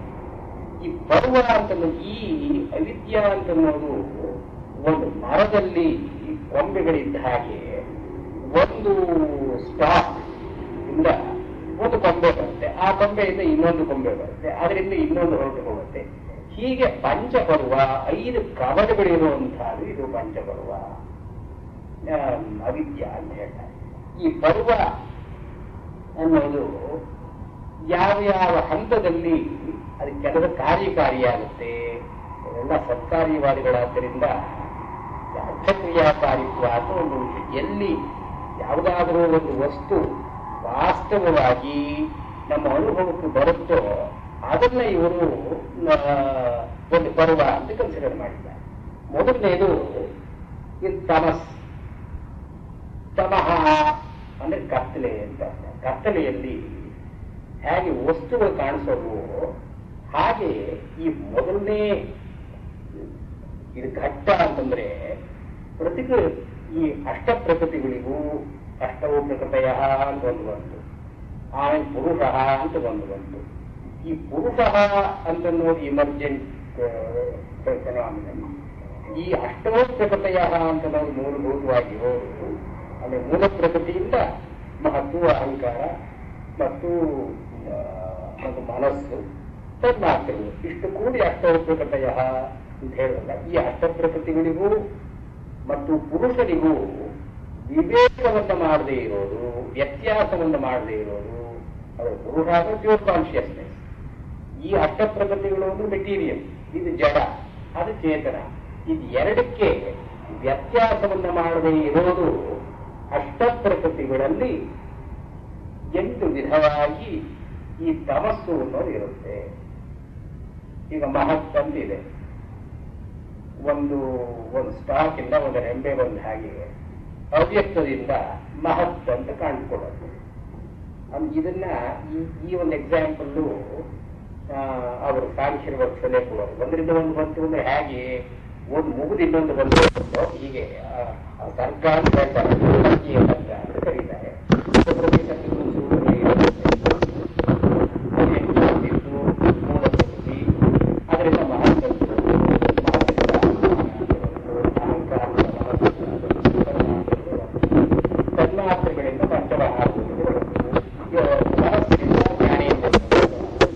ರೀತಿಯಾಗಿ ಹೇಳ್ಕೊಂಡು ಒಂದರಿಂದ ಒಂದು ಬಂತು ಸರ್ಗ ಅಂತ ಹೇಳ್ತಾ ಇಲ್ಲ, ಒಂದು ಮುಗಿದು ಇನ್ನೊಂದು ಬಂತು ಅಂದ್ರೆ ಅದು ಹಾಗಲ್ಲ. ಮರದಲ್ಲಿ ಆ ಸ್ಟಾಕ್ ಅಲ್ಲೇ ಒಂದು ಕೊಂಬೆ ಅಂದ್ರೆ ಅದಕ್ಕೆ ಇಲ್ಲಿಂದಲೇ ರಸಗಳೆಲ್ಲ ಹೋಗಬೇಕು. ಇದು ಮೂಲಭೂತವಾದ ಸ್ಟಾಕ್ ಇರಬೇಕು, ರೆಂಬೆಗಳಿರೋ ಹಾಗಿಲ್ಲ. ಅದರಿಂದ ಅವ್ಯಕ್ತದಿಂದ ಮಹತ್ತತ್ವ ಬಂತು ಅಂದ್ರೆ ಮಹತ್ತತ್ವಕ್ಕೆ ಆಧಾರಭೂತವಾದಂಥ ಅವ್ಯಕ್ತವೇ. ಈ ಅವ್ಯಕ್ತವನ್ನು ಬಿಟ್ಟು ಮಹತ್ತತ್ವ ಅಂತ ಎಲ್ಲ ಅವ್ಯಕ್ತ ಮುಗಿದು ವ್ಯಕ್ತ ಬಂತು ಅಂತ ಹೇಳೋ ಹಾಗಿಲ್ಲ ನಾವು. ಅವ್ಯಕ್ತ ಕಂಟಿನ್ಯೂಸ್ ಇದೆ ವ್ಯಕ್ತ, ಬಟ್ ಇದನ್ನು ಅವ್ಯಕ್ತ ಅದೇ. ಹಾಗೆ ಕೊಂಬೆ ಒಂದು ಕೊಂಬೆಯಿಂದ ಇನ್ನೊಂದು ಕೊಂಬೆ ಬಂತು ಅಂದ್ರೆ ಆ ಮಹತ್ವದಿಂದ ಅಹಂಕಾರ ಅಂತ ಒಂದು ಬಂತು. ಅವರ ಅಹಂಕಾರಕ್ಕೆ ಮೂಲಭೂತವಾಗಿ ಮಹತ್ವವೂ ಇರಬೇಕು, ಅದಕ್ಕೆ ಅನುಗುಣವಾಗಿ ಅವ್ಯಕ್ತವೂ ಇರಬೇಕು. ಎಲ್ಲೆಲ್ಲಿ ಪಂಚಮಹಾಭೂತಗಳು ಅಂತಂದ್ರೆ ಪಂಚಮಹಾಭೂತಗಳಲ್ಲಿ ಕೂಡ ಎಲ್ಲವೂ ಇರಬೇಕು. ಅವ್ಯಕ್ತ ಮೊದಲು ಮಾಡಿಕೊಂಡು ತನ್ಮಾತ್ರದವರೆಗೆ ಎಲ್ಲವೂ ಒಂದೊಂದರಲ್ಲೂ ಇರಬೇಕು. ಈಗ ಟೆಲಿಸ್ಕೋಪಿಕ್ ಅಂತ ಅಲ್ಲ, ಇದು ಒಂದೊಂದು ವಿಷಯ ನಾವು ನೋಡಿದ್ರೆ ಒಂದೊಂದು ವಿಷಯದಲ್ಲೂ ಕೂಡ ಅವ್ಯಕ್ತ ಮೂಲಭೂತವಾಗಿ ಇದ್ದೇ ಇರಬೇಕು. ಹೀಗೆ 8 ಪ್ರಕೃತಿಗಳನ್ನು ಹೇಳಿ ಈ 8 ಪ್ರಕೃತಿಗಳಲ್ಲಿ ಒಂದೊಂದನ್ನು ಕೂಡ ಒಂದೊಂದಲ್ಲಿಯೂ ಕೂಡ ನಾವು ಇದೇ ವಾಸ್ತವವಾಗಿರೋದು ತಿಳ್ಕೊಂಡು ಹೋದ ಹಾಗೆಲ್ಲ ಪುರುಷನನ್ನ ಕಾಣದೆ ಪ್ರಕೃತಿಯನ್ನೇ ನಾವು ಫೈನಲ್ ಅಲ್ಟಿಮೇಟ್ ಅಂತ ತಿಳ್ಕೊಂಡ್ರೆ ಇದನ್ನ ತಮಸ್ಸು ಅಂತ ಕರೀತಾರೆ. You are in darkness. Because ಯಾಕೆ ಎಲ್ಲ ಜಡವಾದಂತಹದ್ದು. ಮಹತ್ತಿನಿಂದ ಪಂಚಭೂತಗಳವರೆಗೆ ಇರೋದೆಲ್ಲ ಜಡವಾದದ್ದು. ಚೇತನ ಇರದೇ ಇದ್ರೆ ಜಡವಾದದ್ದು ನಮ್ಮ ಅನುಭವದಲ್ಲಿ ಬರೋದು ಸಾಧ್ಯ ಇಲ್ಲ. ಅದ ಜಡವಾದದ್ದನ್ನ ಚೇತನ ಅಂತ ನಾವು ತಿಳ್ಕೊಂಡ್ರೆ ಇದನ್ನ ತಮಸ್ಸು ಅಂತ ಕರೀತಾರೆ. ಅಂದ್ರೆ ಅವಿದ್ಯೆಯಲ್ಲಿ ಮೊದಲನೇ ತಮಸ್ಸು ಇದು. Not to recognise the presence of the purusha. ಅವನ ಎಮರ್ಜೆಂಟೇ ಆಗಲಿ, ಈ not as real as the prakriti. ಮುಂದೆ ಬರ್ತದೆ ದಶಮೂಲಿಕಾರ್ಥ ಅಂತನ್ನುವಾಗ ಆ ಪ್ರಕೃತಿಗೂ ಪುರುಷನಿಗೂ ವ್ಯತ್ಯಾಸವನ್ನೇ ಹೇಳ್ತಾರೆ. ಈ ಅವ್ಯಕ್ತವಾದದ್ದು ವ್ಯಕ್ತವಾಗುವುದನ್ನೇ ಪುರುಷ ಅಂತ ಕರೆಯೋದು. ಅವ್ಯಕ್ತ ಗುಣವೈಷಮ್ಯದಿಂದ ವ್ಯಕ್ತವಾದರೆ ಅದನ್ನ ಪುರುಷ ಅಂತ ಕರೀತಾರೆ. ಅವ್ಯಕ್ತಂ ಪುರುಷಾಖ್ಯಂ ವ್ಯಕ್ತಾವಸ್ಥಾಯ. ಅವ್ಯಕ್ತವಾದದ್ದು ವ್ಯಕ್ತವಾಗುವ ಸಮಯಕ್ಕೆ ಅದನ್ನ ಪುರುಷ ಅಂತ ಕರೀತಾರೆ. ಅಂದ್ರೆ ಎಲ್ಲಿ ಅವ್ಯಕ್ತ ಮಲಗಿರುತ್ತೋ ಅದು ವ್ಯಕ್ತವಾಗಿ ಅದರ ಅದರ ಪ್ರವೃತ್ತಿ ಇದೆಯೋ ಅದನ್ನ ಪುರುಷ ಅಂತ ಕರೀತಾರೆ. ಪುರಿ ಶೇತೆ, ಪುರಿ ಅವ್ಯಕ್ತೆ ಶೇತೆ ಗೂಢಂ ಬರ್ತದೆ. ಇದು ಅವ್ಯಕ್ತೆ, ಇದು ಪುರುಷ ಅಂತ. ಇಲ್ಲಿ ಈ ಅವಿದ್ಯಾ ಅನ್ನೋದಕ್ಕೆ ಮೊದಲನೇ ಪರ್ವ, ಮೊದಲನೇ ಗೆಣ್ಣಿ ಏನು? ಈಗ ನಾವು ಪುರುಷನನ್ನ ರೆಕಗ್ನೈಸ್ ಮಾಡದೇ ಇರೋದು. ಇಲ್ಲಿ ಪುರುಷ ನಮ್ಮ ಕಣ್ಣಿಗೆ ಏನು ಕಾಣಿಸೋಲ್ಲ, ದೃಷ್ಟವಾದವರಲ್ಲ. ಈ ದೃಷ್ಟವಾದ ಅಲ್ಲದೆ ಇದ್ದುದನ್ನ ನಾವು ಅರಿಯದೇ ಇದ್ರೆ ಅದೃಷ್ಟ ನದೃಶ್ಯತೆ. ಯಾರಿಗೆ ಅದೃಷ್ಟವಾದಂತ ಕಾಣಿಸಲ್ವೋ ಅವನು ತಮಸ್ಸಿಗಾಗ್ತದೆ, ಅವನು ತಮಸ್ಸಿನಲ್ಲಿ ಇದ್ದ ಹಾಗೆ. ಅದು ಅದೃಷ್ಟವನ್ನು ನೋಡೋದು ಕವಿಗಳಿಗೆ ಹೇಳ್ತಾ ಇಲ್ಲ. ಈಗ ಕವಿ ಕಾಣದಿಂದ ಕವಿ ಕಂಡ ಅಂತ. ಋಷಿಗಳಿಗಾದ್ರೆ ಈ ಅಂತಃಪ್ರಕಾಶ ಒಳಗಿರೋದ್ರಿಂದ ಅವರು ಇದರ ಅದೃಷ್ಟವಾದದ್ದು ನೋಡ್ತಾರೆ. ಸಾಮಾನ್ಯ ಜನಕ್ಕೆ ಸಾಧ್ಯ ಇಲ್ಲ. ಆದ್ರಿಂದ ತಮಸ್ಸಿನಲ್ಲಿ ಮೊದಲನೇ ಹೆಜ್ಜೆ ಅಷ್ಟಪ್ರಕೃತಿಗಳೇ ಒಂದೊಂದಾಗಿ ಪ್ರತ್ಯೇಕವಾಗಿ ಇರುವುದು ಅಂತನ್ನೋ ಲೆವೆಲ್ನಲ್ಲಿ ಈ ತಮಸ್ಸು 8 ವಿಧವಾಗಿ ಇರುತ್ತೆ. ಈ ಕೆಲವರು ಈ ಮಹತ್ತತ್ವವೇ ಹೆಚ್ಚು, ಮಹತ್ತತ್ವವೇ ಕೊನೆ, ಮಹತ್ತತ್ವದ ಆಚೆ ಏನೂ ಇಲ್ಲ, ಅಥವಾ ಅಹಂಕಾರ ತತ್ವದ ಆಚೆ ಏನೂ ಇಲ್ಲ, ಮನಸ್ಸು ತತ್ವದ ಆಚೆ ಏನೂ ಇಲ್ಲ. ಹೀಗೆ ಒಂದೊಂದು ವಿಧವಾದ ಜನ ಒಂದೊಂದರಲ್ಲಿ ಅಂಟುಕೊಂಡು ಇದೇ ಇರ್ತಕ್ಕಂಥದ್ದು, ಇದರ ಮುಂದಿಲ್ಲ. ಚಾರುವಾಸರಾದ್ರೆ ತನ್ಮಾತ್ರಗಳ ಆಚೆ ಏನೂ ಇಲ್ಲ ಅಂತಾರೆ. ಈಗ ನೈಯಾಯಿಕರು, ವೈಶೇಷಿಕರು ಇತ್ಯಾದಿಗಳು ಬೇರೆ ಬೇರೆಯವರು. ಇವರಿಗೆಲ್ಲ ಏನು ಗತಿ ಏನು ಅಂದ್ರೆ ಇವರು ಒಂದೇ ಮಹತ್ತನ್ನೇ ಉಪಾಸನೆ ಮಾಡೋರು, ಅಥವಾ ಅಹಂಕಾರವನ್ನೇ ಉಪಾಸನೆ ಮಾಡೋರು, ಮನಸ್ಸನ್ನೇ ಉಪಾಸನೆ ಮಾಡೋರು, ತನ್ಮಾತ್ರೆಗಳನ್ನೇ ಉಪಾಸನೆ ಮಾಡೋರು. ಇವರಿಗೆ ಏನು ಗತಿ ಇದ್ರೆ ಪ್ರಕೃತಿ ಲಯ ಅಂತ ಹೇಳ್ತಾರೆ. They become merge with what they are pursuing. ಯಾವುದರಲ್ಲಿ ನಿಷ್ಠೆಯಿಂದ ಇದ್ದಾರೋ ಅದರಲ್ಲಿ ಅವರು ಮುಳುಗುತ್ತಾರೆ. ಇದನ್ನ ಪ್ರಕೃತಿ ಲಯ ಅಂತ ಕರೀತಾರೆ. ಈ ಪ್ರಕೃತಿ ಲಯವೇ ಅವರಿಗೆ ಮೋಕ್ಷ. ಸೊ ಕಡೆಗೆ ಇವರು ಏನ್ ಪಡ್ಕೊಳ್ಳಬಹುದು ಅಂದ್ರೆ ಇದು ರಾಂಗ್ ಪರ್ಸೆಪ್ಷನ್, ಇದು ಇಗ್ನೋರೆನ್ಸ್ ಅಲ್ಲ. ಈ ರಾಂಗ್ ಪರ್ಸೆಪ್ಷನ್ ಫಲ ಏನು? ಪ್ರಕೃತಿ ಲಯ. ಕಡೆ ಎಲ್ಲಿ ಮಹತ್ನಲ್ಲಿ ಅವರು ವಿಲೀನವಾಗುವುದು, ಮಹತ್ತಿನ ಆಚೆ ಹೋಗಲಾರ. ಇದು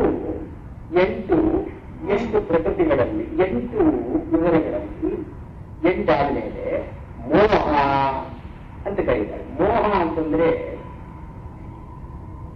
ಈ ಮೋಹ ಧಾತು. ಮೋಹ ಅಂದ್ರೆ ಕನ್ಫ್ಯೂಷನ್ ಅಂತ ಅನಿಸ್ತದೆ.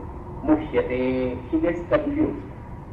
ಹಿ ಗೆಟ್ಸ್ ಇಲ್ಲಿ ಈ ತಮಸ್ಸಿನಲ್ಲಿ ಇದಂ ಇತಿ ಜ್ಞಾನಾಭಾವ, ಇದೇ ಅಂತನ್ನೋ ಜ್ಞಾನದ ಅಭಾವ ಇದೆ. ಈ ಮೋಹದಲ್ಲಿ ಇದೋ ಅದೋ, ಸ್ಥಾಳುವ ಪುರುಷೋವ ಒಂದು ಸಂಶಯ. 2 ಕೋಟಿಗಳಿದ್ದು, ಕೋಟಿಗಳು ಅಂತಂದ್ರೆ 2 ಆಲ್ಟರ್ನೇಟಿವ್ಸ್ ಇದ್ದು, ಒಂದನ್ನು 2 ಏಕಕಾಲದಲ್ಲಿ ಅವನು ನೋಡ್ತಾ ಇದ್ದಾನೆ. Is not able to decide, is confuse. ಇದನ್ನ ಮೋಹ ಅಂತ ಕರೀತಾರೆ. ಈ ಮೋಹದವರು ಏನ್ ಮಾಡ್ತಾರೆ, ಇವರಿಗೆ ತನ್ನದು ತಾನು ನೋಡ್ತಕ್ಕದ್ದು, ತನಗೆ ವೇದ್ಯವಾಗತಕ್ಕದ್ದು ಅಂತ ಇದು ತುಂಬಾ ಆಳವಾಗಿ ದೃಢಮೂಲವಾಗಿ ಇರೋದ್ರಿಂದ ಅವನಿಗೆ ಈ ನಾರ್ಮಲ್ ವರ್ಲ್ಡ್ ಇದರಲ್ಲಿ ಯಾವ ಲಿಮಿಟೇಷನ್ಸ್ ಇದೆ, ಡೆಫಿಷಿಯನ್ಸೀಸ್ ಇದೆ, ಇದನ್ನ ದಾಟಬೇಕಾದ್ರೆ ನಾನು ಏನು ಮಾಡಬೇಕು ಅಂದ್ರೆ ಸಿದ್ಧಿಗಳು ಅಂತ ಹೇಳ್ತಾರೆ. 8 ಸಿದ್ಧಿಗಳಿದೆ. ಅಣಿಮ, ಮಹಿಮ, ಗರಿಮ, ಪ್ರಾಪ್ತಿ, ಪ್ರಾಕಾಮ್ಯ, ಈಶತ್ವ, ವಶಿತ್ವ, ಅಷ್ಟಸಿದ್ಧಯ 8 ಸಿದ್ಧಿಗಳಿದೆ. ಈ 8 ಸಿದ್ಧಿಗಳು ಏನು? Super normal attainments. And why are they sought after to overcome normal deficiencies. ಇದು ಸಾಮಾನ್ಯ ಜೀವನದಲ್ಲಿ ಎಷ್ಟು ತೊಂದರೆಗಳು ಬರುತ್ತೆ, ಈ ತೊಂದರೆಗಳನ್ನೆಲ್ಲ ದಾಟಿ ಏನೋ ಒಂದು ಸುಖವನ್ನು ಪಡೆಯಬೇಕಾದ್ರೆ ಇದಕ್ಕೆ ಈ ಸಿದ್ಧಿಗಳು ಅಂತ ಕರೀತಾರೆ. ಈ ಸಿದ್ಧಿಗಳು 8 ಸಿದ್ಧಿಗಳು ಇದೆ. ಅಣಿಮ ತುಂಬಾ ಸಣ್ಣದಾಗುವ ಅಂದ್ರೆ ಏನು, ಸಾಮಾನ್ಯವಾಗಿ ಜನ ಪ್ರವೇಶ ಮಾಡದೇ ಇರೋ ಕಡೆಯಲ್ಲೂ ಇವರು ಪ್ರವೇಶ ಮಾಡೋದಕ್ಕಾಗುವುದು ಆಗುವಂತಹದ್ದು. ಇದು ಅಣಿಮ, ಸೂಕ್ಷ್ಮ ರೂಪದಿಂದ ಪ್ರವೇಶ ಮಾಡಬೇಕಂತಹದ್ದು. ಗರಿಮ ಇತ್ಯಾದಿಯಾಗಿ 8 ಸಿದ್ಧಿಗಳು ಪ್ರಸಿದ್ಧವಾಗಿದೆಯಲ್ಲ. ಇವನು ಈ 8 ಸಿದ್ಧಿಗಳನ್ನ ಪಡ್ಕೊಳ್ಬೇಕು ಅಂತ ಹೊರಟು ಒಂದೊಂದು ಸಿದ್ಧಿಯನ್ನು ಪಡ್ಕೊಳ್ಳುವಾಗ ಕೂಡ ಇದೇ ನನಗೆ ಮುಕ್ತಿಪ್ರಾಯವಾದದ್ದು ಅಂತ ಒಂದೊಂದು ಸಿದ್ಧಿಯಲ್ಲೂ ಕೂಡ ಇವನು ನಿಂತು ಬಿಡ್ತಾನೆ. ಹೀಗೆ ಈ 2ನೇದರಲ್ಲಿ ಮೋಹದಲ್ಲಿ ಸಿದ್ಧಿಗಳು ಅಂಟುಕೊಂಡಿದ್ದಾನೆ ಇವನು. ಇದು ಸಾಮಾನ್ಯ ಜನರಿಗೆ ಅಲ್ಲದೇನೆ, ಸಾಮಾನ್ಯ ಜನರು ತಾವೇಲೆ ಹೇಳ್ತಾರೆ ಈ ಒಂದು ಆಕ್ಚುಯಲ್ ಎಂಪಿರಿಕಲ್ ಫೆನಾಮಿನಲ್ ವರ್ಲ್ಡ್ ಇದು ಸಾಧಕರಿಗೇನೆ ಈಗ ತೊಂದರೆಗಳು ಬರುತ್ತೆ. ಯಾವುದೋ ಒಂದು ಸಿದ್ಧಿ ಅವನಿಗೆ ಬರುತ್ತೆ, ಆ ಸಿದ್ಧಿಯಲ್ಲೇ ಅಂಟುಕೊಂಡು ಬಿಡ್ತಾನೆ. ಇವತ್ತು ನಮ್ಮಲ್ಲಿ ಎಷ್ಟೋ ಜನಕ್ಕೆ ಏನೋ ಒಂದು ಟ್ಯಾಲೆಂಟ್ ಇರುತ್ತೆ. ಈ ಸ್ಟಿಕ್ಸ್ ಅಟ್ ದ ಟ್ಯಾಲೆಂಟ್ ಅಂದ್ರೆ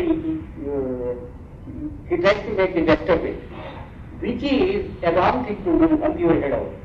ಆ ಒಂದೊಂದು ಸಿದ್ಧಿಯಲ್ಲೂ ಇವನು ಅಲ್ಲಲ್ಲೇ ನಿಂತುಕೊಂಡ್ರೆ ಇದರಿಂದ ಇದು ಮೋಹ ಅಂತಾಗಿ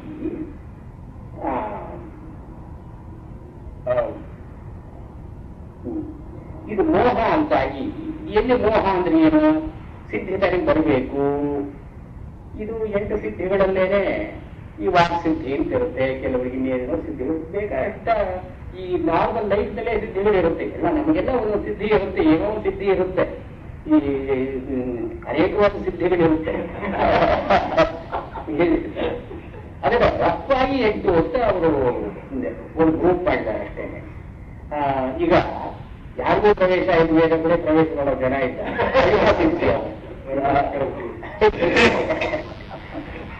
ಅಣಿಮ, ಮಹಿಮಾ, ಪ್ರಾಪ್ತಿ, ಪ್ರಾಕಾಮ್ಯ, ಈಶತ್ವ, ವಶಿತ್ವ, large groups. But all of us ಅದು ಇಲ್ಲಿ ಅವ್ರು ಏನು ರೆಕಗ್ನೈಸ್ ಮಾಡೋಲ್ಲ, ಇಳಿಪಾತನೆ ಪ್ರಯೋಜನ ಇದೆ ಅಂತ ಅಂದುಕೊಳ್ತಾನೆ. ಆದ್ರೆ ಈ ಸಿದ್ಧಿ ಈ ಲಿಮಿಟೆಡ್, ಎಷ್ಟು ಕಾಲ ಇರುತ್ತೆ. When it gets exhausted he will come back to the original position. ಈ ಎಲ್ಲ ತಮ್ಮ ಲೈಫ್ ನಲ್ಲಿ ನೋಡ್ತೀವಲ್ಲ, ಇದ್ದಾಗ ಏನೋ ಮಾಡ್ತಾರೆ, ಅದು ಖರ್ಚಾಗಿ ಹೋಗ್ಬಿಟ್ರೆ ಶ್ರೀಡೇ ಪುಣ್ಯ ಮಧ್ಯ ಲೋಕಂ ದಿಶಂತಿ. ಪುಣ್ಯ ಮಾಡೋ ಹಣೆ ಬರ ಏನು, ಅದು ಸ್ವರ್ಗಕ್ಕೆ ಹೋಗ್ತಾರೆ. ಎಷ್ಟು ದಿವಸ ಸ್ವರ್ಗದಲ್ಲಿ ಇರ್ತಾರೆ ಅವರು, ಇವರು ಪುಣ್ಯ ಇರೋವರಿಗೆ ಇರ್ತಾರೆ. ಬ್ಯಾಂಕ್ ಬ್ಯಾಲೆನ್ಸ್ ದಿವಸ ಇರುತ್ತೋ ಅಲ್ಲಿವರೆಗೆ ಇರ್ತಾರೆ. ಶ್ರೀಡೇ ಪುಣ್ಯೇ ಅದು ಹೋಯಿತು ಅಂದ್ರೆ ಮಧ್ಯ ಲೋಕಂ ದಿಶಂತಿ, ಮಧ್ಯ ಲೋಕಕ್ಕೆ ಬರ್ತಾರೆ. ಅಥವಾ ಕೆಳಗೂ ಹೋಗ್ತಾರೆ. ಇದು ಬೀಳುವಾಗ ಇಲ್ಲೇ ನಿಲ್ತಾರೆ ಅಂತೇನು ಭರವಸೆ ಇಲ್ಲ, ಕೆಳಗಿದ್ರು ಹೀಗಿದ್ರು. ಅದನ್ನ ಪುಣ್ಯ ಮಾಡೋದು ಒಂದು ಡೇಂಜರ್ ಇದೆ. ಇದು ಕ್ಷೀಣತರಂವಾ ವಿಶಂತಿ, ಕ್ಷೀಣೇ ಪುಣ್ಯೇ ಮಧ್ಯಲೋಕಂ ಚವಂತಿ, ಕ್ಷೀಣತರಂವಾ ವಿಶಂತಿ. ಕೆಳಗೂ ಹೋಗಬಹುದು ಅವರು. ಕಾಲಿತ ಪುಣ್ಯ ಮಾಡದೇ ಒಳ್ಳೆಯದು. ಮೋಹ ಎಲ್ಲಿ ಬರುತ್ತೆ ಅಂದ್ರೆ, ಈ ಸಿದ್ಧಿಯಿಂದ ಪ್ರಯೋಜನ ಇದೆ ಅಂತ ಅಷ್ಟು ಮಾತ್ರ ಅವರಿಗೆ ಕಾಣುತ್ತೆ. ಈ ಸಿದ್ಧಿಯ ಲಿಮಿಟೇಷನ್ ಏನು ಅಂತ ಅವರಿಗೆ ಗೊತ್ತಾಗಲ್ಲ. ಇದು ಕ್ಷಯವಾಗಿ ಹೋದ್ರೆ ತನ್ನ ಸಿದ್ಧಿ ಎಲ್ಲ ಹೋಯಿತು, ತನ್ನ ನಂಬಿಕೆ ಎಲ್ಲ ಹೊರಟೋಯಿತು. These they don't recognise. ಇದನ್ನ ಮೋಹ ಅಂತ ಕರೀತಾರೆ. ಇದು ಮತ್ತೆ ಸಂಸಾರದಲ್ಲೇ ಬೀಳ್ಬೇಕಲ್ಲ, ಎಷ್ಟು ಸಿದ್ಧಿಗಳು ಇಟ್ಕೊಂಡ್ರು ಕೂಡ ಇವರಿಗೆ ಸಂಸಾರದಲ್ಲಿ ಬೀಳ್ಬೇಕು. ಇದನ್ನೇ ಭಗವದ್ಗೀತೆಯಲ್ಲಿ ಯೋಗ ಭ್ರಷ್ಟರು ಅಂತ ಕರೆಯೋದು. ಯಾವುದೋ ಕಾಲದಲ್ಲಿ ಏನೋ ಸಿದ್ಧಿ ಮಾಡ್ಕೊಂಡಿರ್ತಾರೆ, ಸಿದ್ಧಿ ಮಾಡ್ಕೊಂಡು ಅದೆಲ್ಲ ವೆಚ್ಚವಾದ ಮೇಲೆ ಇನ್ನೇನು ಇಲ್ಲದೆ ಇದ್ರೆ ಯೋಗ ಭ್ರಷ್ಟರು ನಿಜ ಇದೆ, ಯೋಗ ಭ್ರಷ್ಟರು ಹೀಗಾಗ್ತಾರೆ. ಇದನ್ನ ಮೋಹ ಅಂತ ಕರೆದಿದ್ದಾರೆ. ಆ ಜನಗಳಲ್ಲಿ ಒಂದು confusion as regards the value of a particular thing, whether it's going to serve them for all time or whether it endures only for a limited period and then disappears. ಇದನ್ನ ಮೋಹ ಅಂತ ಕರೀತಾರೆ. ಆಮೇಲೆ ಮಹಾಮೋಹ. ಈ ಮಹಾಮೋಹ ಅಂದ್ರೆ ಎಕ್ಸ್ಟ್ರೀಮ್ ಕನ್ಫ್ಯೂಷನ್, ಎಕ್ಸ್ಟ್ರೀಮ್ ಇನ್ಫ್ಯಾಚುಯೇಷನ್. ಇದಕ್ಕೆ ಈ ಮೋಹಕ್ಕೆ ಅಲ್ಲಿ ವ್ಯಾಸ ಭಾಷ್ಯದಲ್ಲಿ, ಅಲ್ಲಿ ಪತಂಜಲಿ ಯೋಗ ಸೂತ್ರದಲ್ಲಿ ಅವಿದ್ಯಾ ಆದ್ಮೇಲೆ ಅಸ್ಮಿತಾ ಅಂತ ಹೇಳ್ತಾರೆ. ಇಲ್ಲಿ ತಮಸ್ಸು ಅನ್ನೋದು ಅವಿದ್ಯಾ ಅಂತ ಕರೆದಿದ್ದಾರೆ. ಅದರಿಂದ ಹೊರಟುಕೊಂಡವರು ಅಸ್ಮಿತ, ನಾನು ಅಂತಕ್ಕಂಥ. ಅದು ಸಿದ್ಧಿ ಪಡೆಯುವಾಗ ನಾನು ಸಿದ್ಧಿ ಪಡಿಬೇಕು ಅಂತ ಅಸ್ಮಿತಾ ಅಂತ ಒಂದಿದೆ. ಸಿದ್ಧಿಯನ್ನು ನಾನು ಪಡಿಬೇಕು ನನ್ನ ಪ್ರಯೋಜನಕ್ಕಾಗಿ. ಈ ಅಸ್ಮಿತಾ ಅಂತ ಇಗೋಯಿಟಿ, ಈ ಒಂದು ಅಹಂಕಾರ ರೂಪವಾಗಿ ಅಸ್ಮಿತಾ ಅಂತ ಅದು ಬರುತ್ತೆ. ಮೋಹದಲ್ಲಿ ಅಸ್ಮಿತಾ ಅಂತ ಇದೆ. ಈ ಮಹಾಮೋಹದಲ್ಲಿ ಈ 5 ತನ್ಮಾತ್ರೆಗಳ ವಿಚಾರವಾಗಿ ಅಥವಾ 5 ಮಹಾಭೂತಗಳ ವಿಚಾರವಾಗಿ ಏನ್ ಎಕ್ಸೆಸಿವ್ ಅಟ್ಯಾಚ್ಮೆಂಟ್, ಇದನ್ನ ರಾಗ ಅಂತ ಕರೆದಿದ್ದಾರೆ. ರಂಜತೆ ರಜ್ಯತೆ ಇದು ರಾಗ. ಇದರಿಂದ ಸಂತೋಷಪಟ್ಟು ಅದರಲ್ಲೇ ತೊಡಗಿದ್ರೆ ರಾಗ ಅಂತ ಕರೀತಾರೆ. ರಂಧಾತು ಅದನ್ನೇ ಇವರು ಹೆಣ್ಕೊಂಡು ಬಿಟ್ಟಿದ್ದಾನೆ. ಈ ವಾಸ್ತು ವಿತ್ ಆಬ್ಜೆಕ್ಟ್, ಇದನ್ನ ರಾಗ ಅಂತ ಕರೀತಾರೆ. ಇವರು ಸಾಧಕರಾದ್ರೆ ಈ ತನ್ಮಾತ್ರೆಗಳಲ್ಲಿ ಪೃಥ್ವಿ ತೇಜೋ ವಾಯುರಾಕಾಶಗಳಲ್ಲಿ ಸೇರ್ಕೊಂಡಿರ್ತಾರೆ. ಇನ್ನು ಸಾಮಾನ್ಯ ಮನುಷ್ಯರಾದ್ರೆ ಪಂಚಮಹಾಭೂತಗಳಲ್ಲಿ ಸೇರ್ಕೊಂಡಿರ್ತಾರೆ. ಪಂಚಮಹಾಭೂತಗಳಿಂದ ಏನೇನಾಗಿದೆಯೋ ಅಂದ್ರೆ ಈ ತನ್ಮಾತ್ರೆಗಳು ಅಂತಂದ್ರೆ ಇಥೀರಿಯಲ್ ವರ್ಲ್ಡ್, ಕಾಲ್ಪನಿಕವಾದದ್ದು. ಪಂಚಮಹಾಭೂತಗಳು ಅಂತಂದ್ರೆ ಆಕ್ಚುಯಲ್ ವರ್ಲ್ಡ್.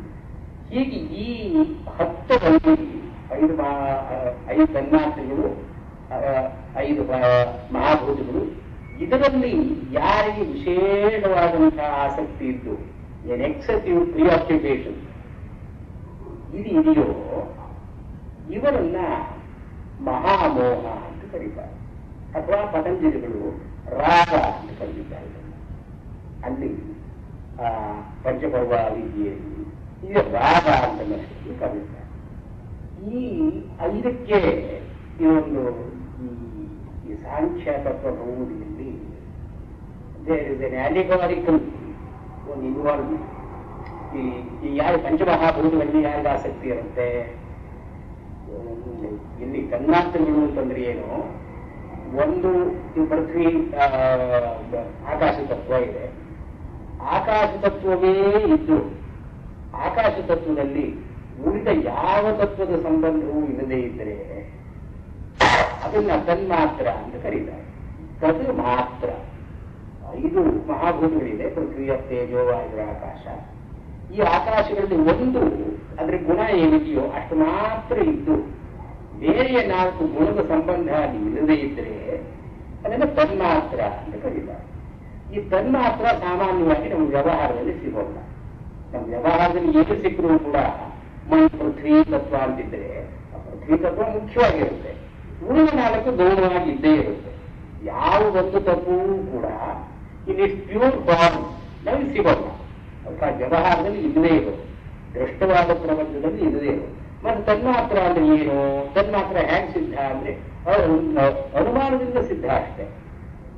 ಈ ಪುರುಷ ಹೇಗೆ ಅನುಮಾನದಿಂದ ಮಾತ್ರ ಸಿದ್ಧನೋ ಹಾಗೆ ಈ ತನ್ಮಾತ್ರವೂ ಕೂಡ ಅನುಮಾನದಿಂದ ಸಿದ್ಧ ಅಷ್ಟೇ ವಿನಃ ಅದನ್ನು ನಾವು ನೋಡ್ಬಾರ್ದು. ನಮ್ಮ ವ್ಯವಹಾರಕ್ಕೆ ಅದು ಬರೋಲ್ಲ. ಇವರು ಹೀಗೆ ತನ್ಮಾತ್ರದಲ್ಲೇ ಯಾರು ನಿರತರಾಗಿದ್ದಾರೋ, ಪಂಚಮಹಾಭೂತಗಳಲ್ಲೇ ಯಾರು ನಿರತರಾಗಿದ್ದಾರೋ ಏನು ಅರ್ಥ ಏನು ಅಂದ್ರೆ ಈ ಸಾಹಿತ್ಯದ ಕೌಮುದಿಯಲ್ಲಿ ಹೇಳ್ತಾರೆ, ಇದು 10 ವಿಧವಾದ ಈ ಪರಿಸರದಲ್ಲಿ ಇರತಕ್ಕಂತಹ ವ್ಯಕ್ತಿಗಳಲ್ಲಿ ನಾವು ತೋರಿಸ್ತಕ್ಕಂಥ ವಿಶೇಷವಾದ ರಾಗ, ಅನುರಾಗ. ಇದನ್ನು ಯಾವುದು ತತ್ವ ಕೌಮುದಿಯಲ್ಲಿ ಹೇಳ್ತಾರೆ, ಮಾತಾ ಪಿತೃ, ತಾಯಿ ತಂದೆ,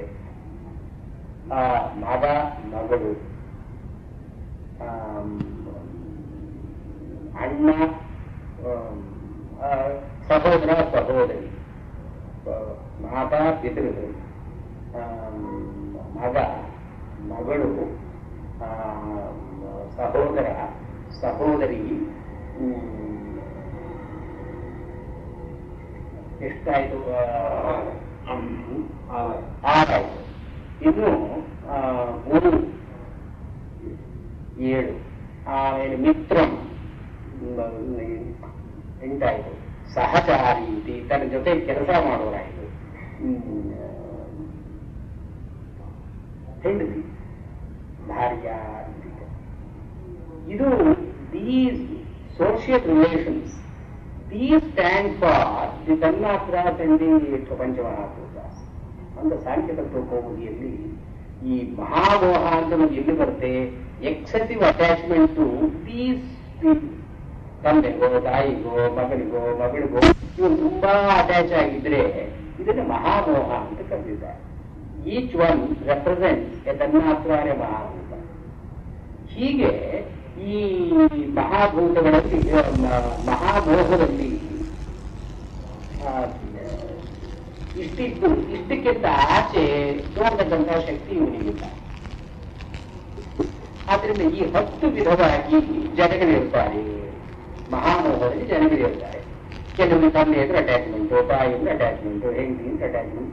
ಹೀಗೆ ಒಬ್ಬೊಬ್ಬರಿಗೂ ಕೂಡ ಅಂದ್ರೆ ಈ excessive attachment to a particular person, ಇದು ದಿಸ್ ಮಹಾಮೋಹ. ಅದರ ಆಚೆ ಅವನು ಹೋಗೋಲ್ಲ. ಈ ಗೋ ಬಿಯಾಂಡ್. ಅಲ್ಲಿ ಪ್ರಕೃತಿಯಲ್ಲೂ ಕೂಡ ಅವನು ಈ ತನ್ಮಾತ್ರೆಗಳನ್ನು ಬಿಟ್ಟು ಮನಸ್ಸು ಅಹಂಕಾರ ಮಹತ್ವಗಳು ಕೂಡ ಹೋಗಲ್ಲ ಅವನು. ಇವು ರಾಗ ಅಂತಲ್ಲದ್ರ ಬಂದಿದೆ. ಆಮೇಲೆ ಈ ಮೇಲೆ ಹೇಳಿದ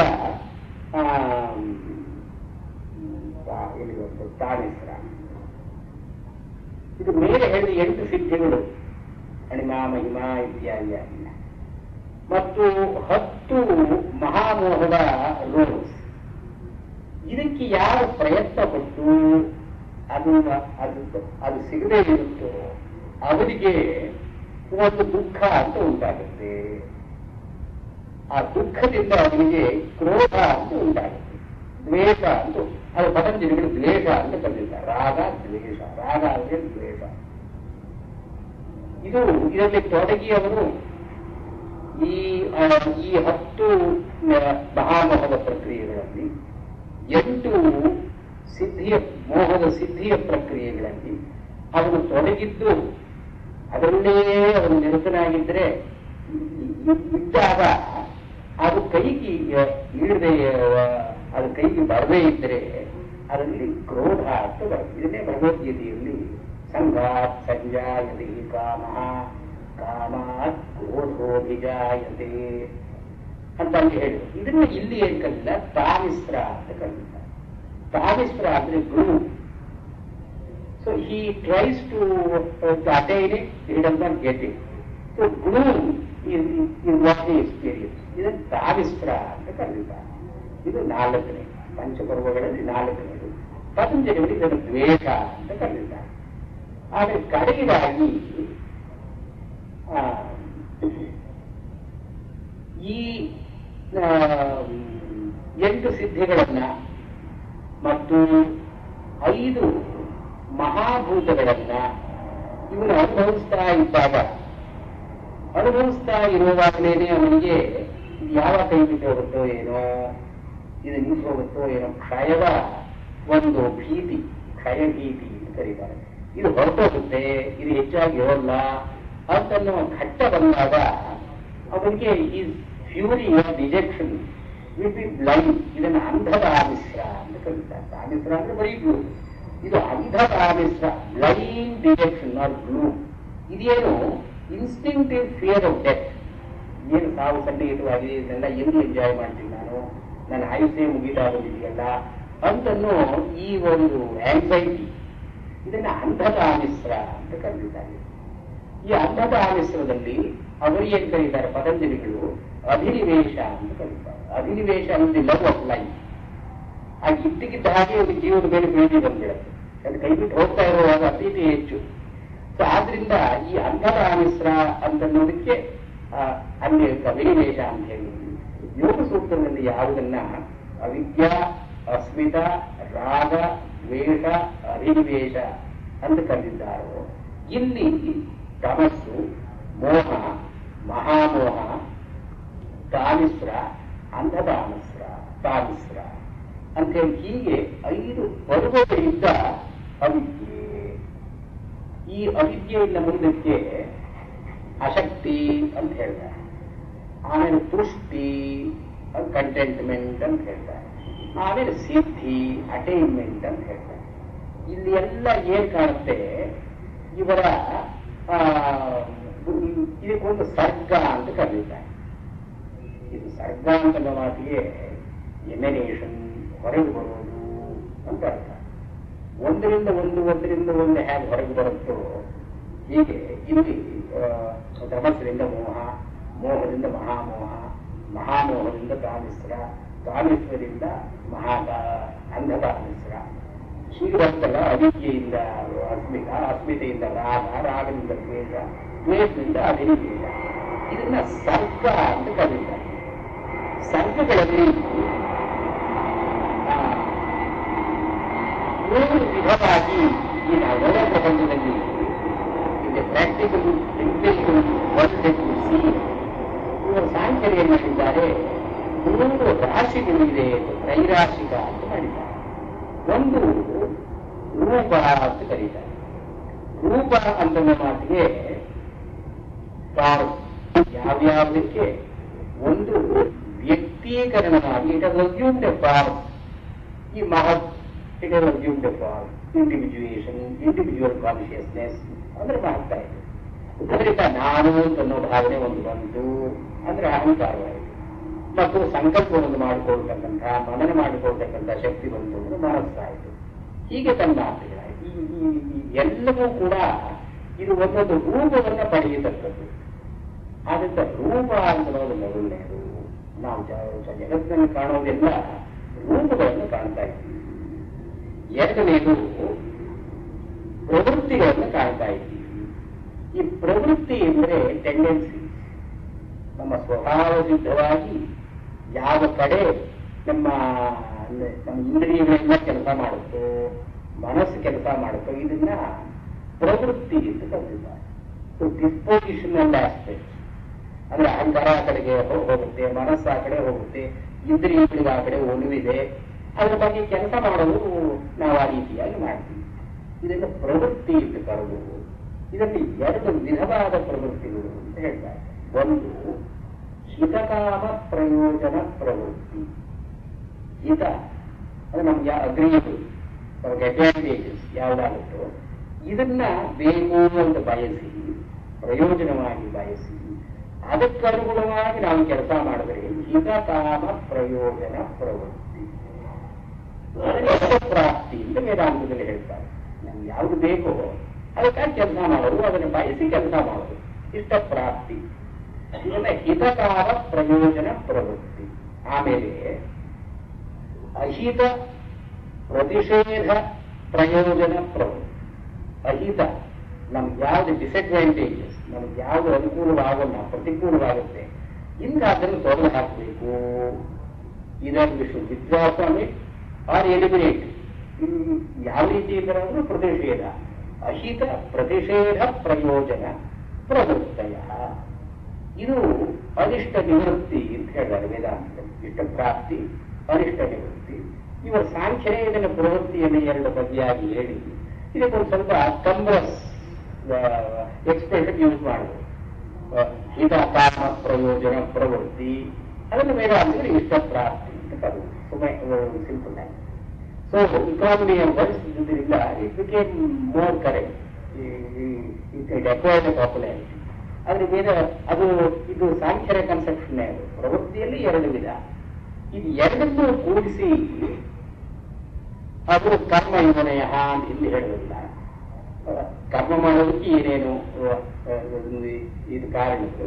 ಪಂಚಯೋನಯ, 5 ಪಂಚವಾಯವ, ನಮ್ಮ ದೇಹದಲ್ಲಿ 5 ಪಂಚ ಪ್ರಾಣಾಪಾನ ವ್ಯಾನ ಉದಾಹರಣೆ ಹೇಗೆ ಕೆಲಸ ಮಾಡಬೇಕು ಏನೂ ಸೂತ್ರಗಳು ಹೇಳುವುದಿಲ್ಲ.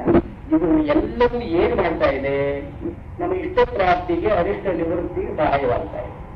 ಲೋಕದಲ್ಲಿ ಎಲ್ಲೆಲ್ಲೇ ನಾವು ನೋಡೋದು ಕೂಡ ಇಷ್ಟ ಪ್ರಾಪ್ತಿ ಅನಿಷ್ಟ ನಿವೃತ್ತಿ ಎರಡೇ. ಅಂದ್ರೆ sanction analysis, whatever you do it belongs either to this group or that group. So ಇದು ಅಲ್ಟಿಮೇಟ್ ಅನಾಲಿಸಿಸ್. ಏನು ಒಂದು 1000 ಉದ್ಯೋಗಗಳನ್ನು ಮಾಡಿದ್ರು ಕೂಡ ಇಷ್ಟ ಪ್ರಾಪ್ತಿ ಅನಿಷ್ಟ ನಿವೃತ್ತಿ ಎರಡೇ ಇರೋದು ಪ್ರವೃತ್ತಿಯಲ್ಲಿ. ಮೂರನೇದು ಫಲ.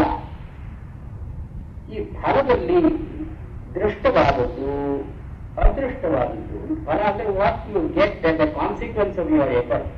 ಮೊದಲನೇದು ರೂಪ